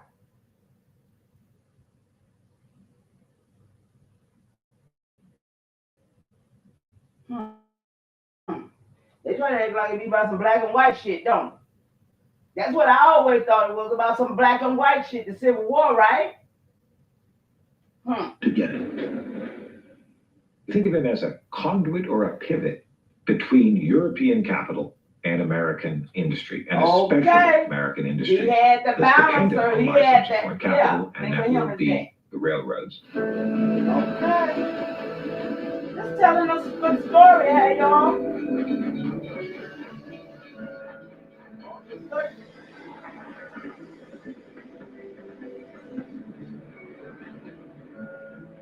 The railroads pushing into the American West became the hot ticket investment in the 1870s and 1880s. By 1888, billions of dollars had flowed into the industry, much of it from Morgan's European clients. But Pierpont was finding it increasingly difficult to vouch for the financial stability of America's signature industry. The American industrial economy in the Gilded Age was a bare-knuckles competitive arena. Someone who had a rail line from New York City to Albany, okay, had that rail line. But there was usually nothing that prevented a competing railroad from building another line, let's say on the other side of the Hudson River. There could be cutthroat competition between the two. J.P. Morgan understands that the railroad business, unless it stops these wasteful parallel roads that lead to the same place, is not going to be able to pay off its debts and make money. He understands that competition has to be eliminated, that the railroads, instead of competing with one another, have to begin to cooperate.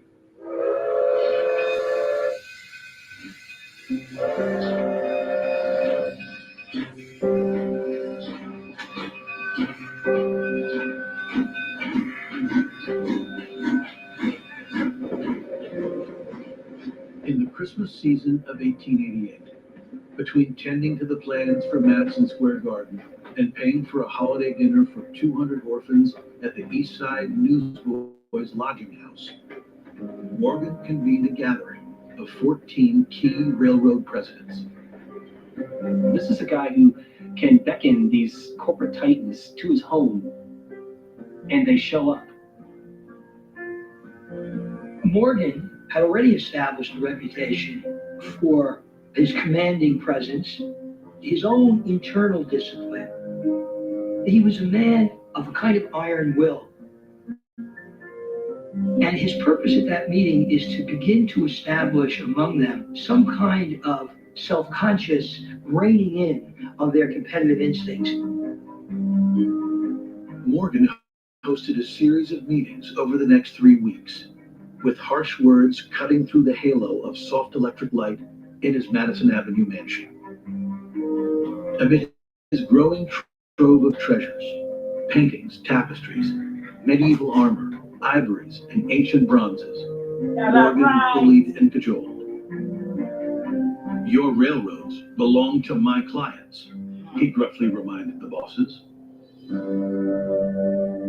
He's a very large man, and people always talk about his piercing eyes, intimidating hawk-like eyes. When he sweeps into, he has a condition with his nose that has disfigured his nose. It's enlarged, it's red. He knows that it's a bit unnerving. and that actually played to his advantage in these close negotiations.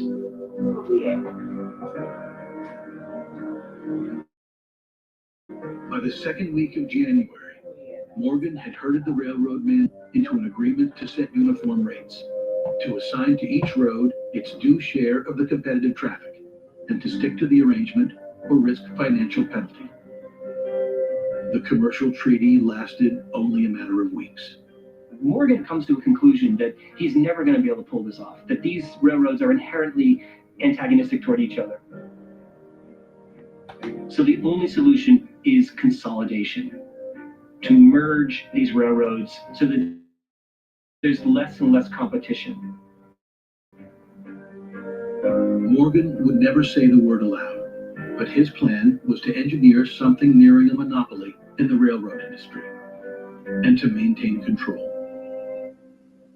Morgan had almost an aesthetic sense of what an economy should look like, and it should be well organized. He thought that people like him, with his background, with his understanding, with his intelligence, were the ones who really ought to direct the American economy.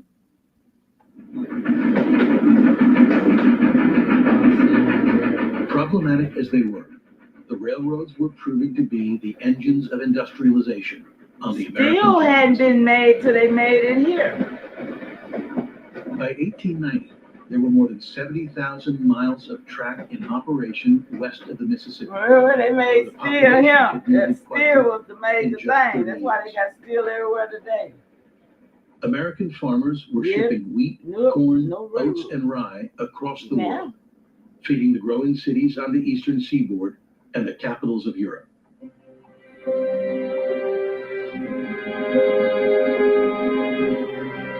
But the men and women producing this bounty weren't seeing many of the benefits. Farmers in Kansas, for instance, were working 15 or 16-hour days and losing ground. Prices okay, right at 53, I'm gonna stop it.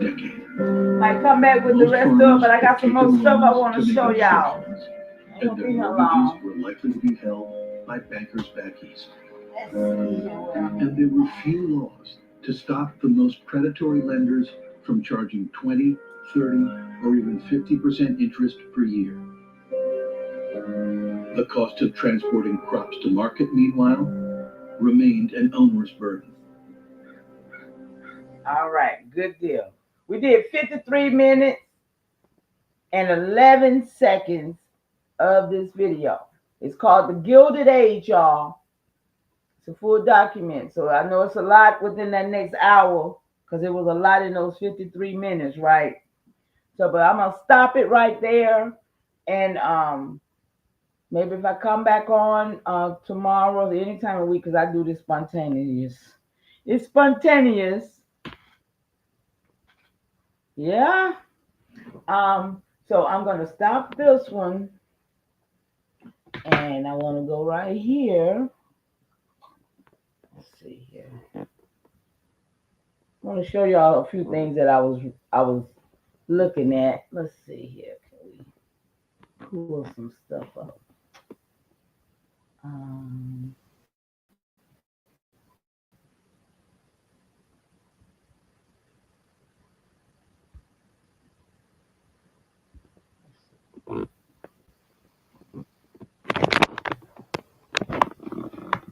Okay, can y'all see my screen?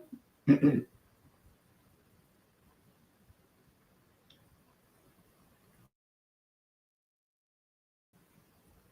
y'all see my screen? Shout out to the 3 that's still here with me. I appreciate y'all so much. How long have I been on here? I don't know. Okay. Yeah, you can see it. Okay, I was just waiting. Thank you so much. I don't mean to stress y'all out by asking you questions. Okay. I got this mission in my mind, and maybe y'all can do it if you feel like you interested, because this is an interest to me to know what the hell going on. So that's why I share and come on and share with y'all what I found, right? So When I saw this happen here in New York, and I know what they did by moving New York Indians to Kansas and moving, the Philadelphia Indians to Oklahoma. So when I found all that out, then I started in my mind want to know, okay, let me look at all these states. So then I got my map here, my list of all the states, and I said, well, okay, I'm going to go from A to Z and do some checking, right? Just do a little checking around here. So I started, at first I did Washington, and some stuff popped up in Washington. I'll probably get a chance to show you too. But then I said, okay, I'm going to go to Alabama. And what I put in my search engine was Alabama State Indian Mound in the year 1500. Okay? And these are some of the mounds and things that came up.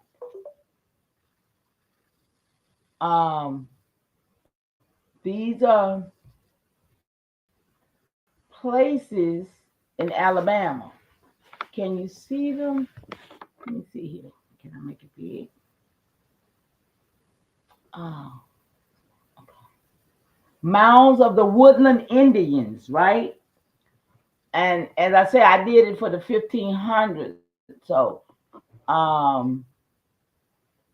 this is a Creole burial mound. Come on. Let's show my stuff. Stop playing. I don't want to show them big enough for me. Look. Okay. That's probably about as good as we're going to get. Okay, here we go. Can y'all see that? And these people have made steps on these mounds, okay? They've literally built steps because they use them for people to, what you call them, tourist sites, right? So you see the steps going up there? You can go all the way up to the top.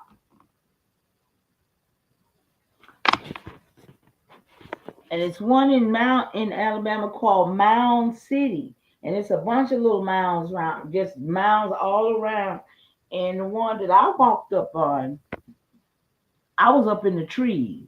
I mean, literally. That's how high that mound was. I was elevated up in the trees. So yeah.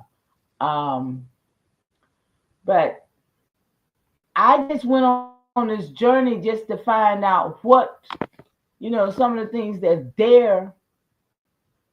still in the earth that was there in 1500.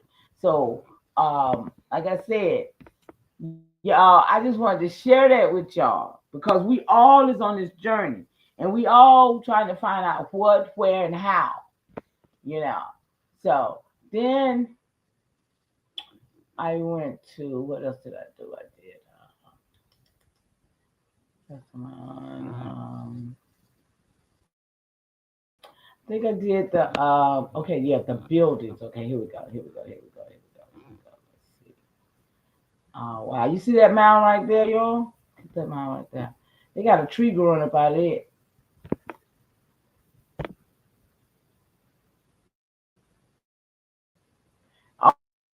All the Walmarts too, y'all. When you get to talking about mounds, check your Walmarts in your community and you'll find out what mound really. It was a mound, and if you look at it, how it's made and everything, you'll see it. You'll see it. You'll see the elevation of the mound.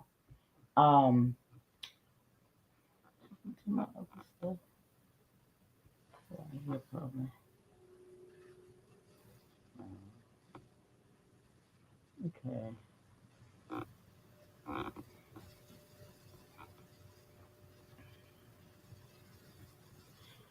All right, you guys. Then I wanted to show you right here. Let's see. There's three of y'all still hanging in here with me. I appreciate you. Let me see which one was this. Okay, this was the Washington one, I think.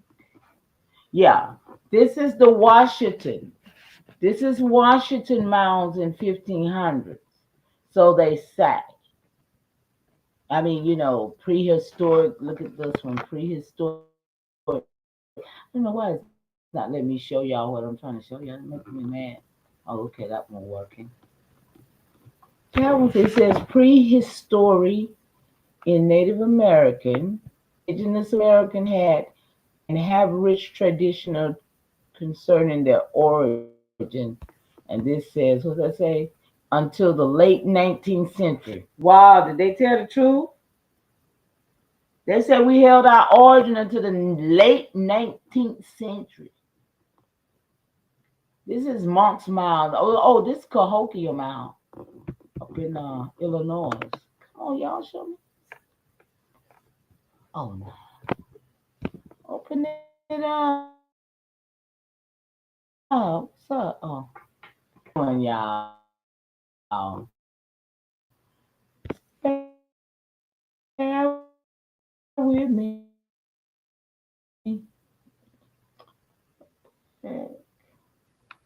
What the heck happened then?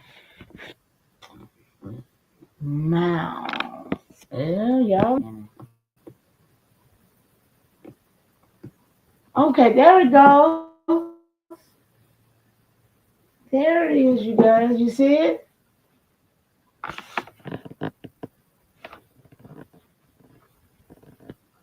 Wow. You see it, you guys?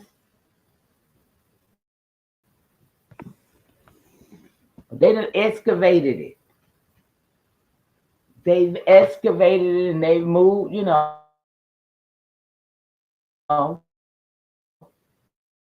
that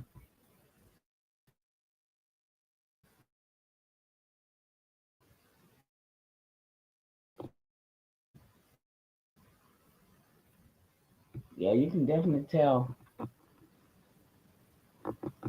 So y'all do your little due diligence and tell me some of the stuff y'all might find because like I said, I'm gonna try to go through all the states today. I just did the Alabama. I didn't really go that deep into it. You too, my sister. Thank you so much, honey. Thank you for stopping by. Yeah, so but then like I said, this is a journey, y'all. We're on a journey. And I got some stuff to do too, but I definitely wanted y'all to see this. I want y'all to really know that we got to find these answers out ourselves. For real, for real. F ain't even been told yet. See, after just looking at some of this and looking at the mounds. Oh yeah, I didn't get to show y'all. Let me see, can I find it right quick? I want to show you this. The buildings. You remember the buildings we saw in that they was already here when these people got here? Let me show you some of these other buildings. Let me see. State in Washington. Okay, yeah, that's Washington State building. Um,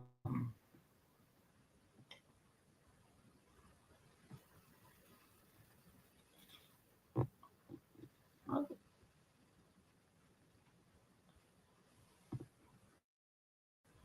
I'll load some of this stuff. It looks like. Okay, y'all. Can y'all see these buildings? Let me this is an old state capitol in Washington. Let me see.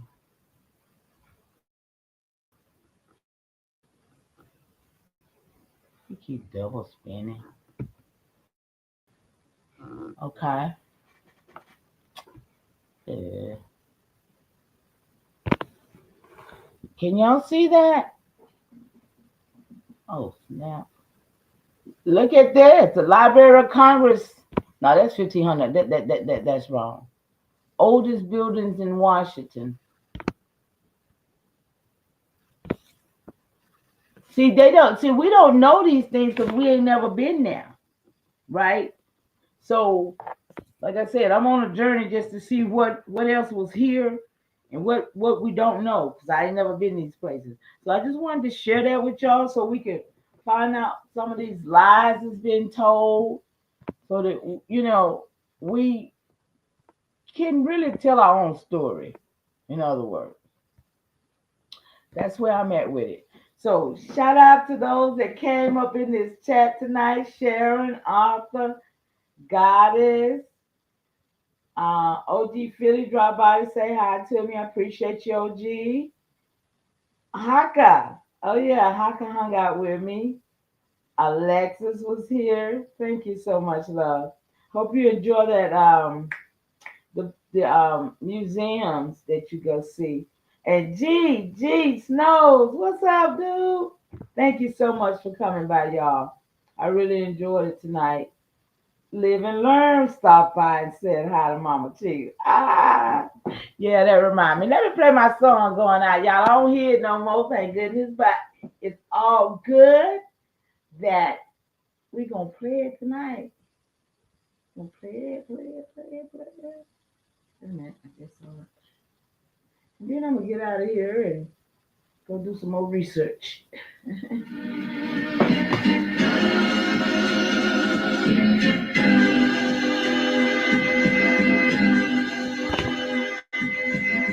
Shout out to the Mama Chief. Yeah, you be quiet when Big Mama speaks. What she gave us is a part of me. It flows through my arteries. Even on that journey, that love grows how the garden be. The first to teach us when we sick, the first to heal us. Mama's boy. Shout out to you, Goddess. Thank you so much, my sister. Glad to see you, man. All is well, y'all. There isn't another feeling inside. When they cheer you on, let you game. And you feeling the pride. You and your siblings fighting. She gon' make you put those feelings aside. She can't lead you down the road, but she can give you the guide. When you think I get that blissful look in my eyes, I need a side of ice cream with them eyes up fly. You know for sure for Mama Chief, you know I'ma ride. Cause we all need a Mama Chief. Yeah, we all love a Mama Chief. The greatness, the patience, the foundation, the knowledge passed down so many generations. Our motivation. I just wanna thank you for my creation. Cause we all love a Mama Chief. Yeah, we all need a Mama Chief. Yeah, we all rap for Mama Chief. The dedication. I seen your tears at my graduation. Now look like your boy that made it. You the reason I'm one of the greatest. Yeah, cause we all need a Mama Chief. Yeah, we all love a Mama Chief. Yeah, we all rap for Mama Chief. Now be quiet, let Big Mama speak. You know, I'm shout out to all the hard workers and those that really put that work in, and for those that know and are doing it on the spiritual side in the way that they know how to do it, because we're gonna need a lot of help, y'all. And I'm just here for it. I'm here to do my part. Um, Stand strong, y'all. We're gonna need it. We're gonna really need it. And peace out to you. I love you. I ain't talking about LOVE. I got LUV. I don't do that LOVE. I don't trust that shit. Excuse me. I don't know about that here. It's overrated. You know what I mean? So good night, y'all. Have a good one.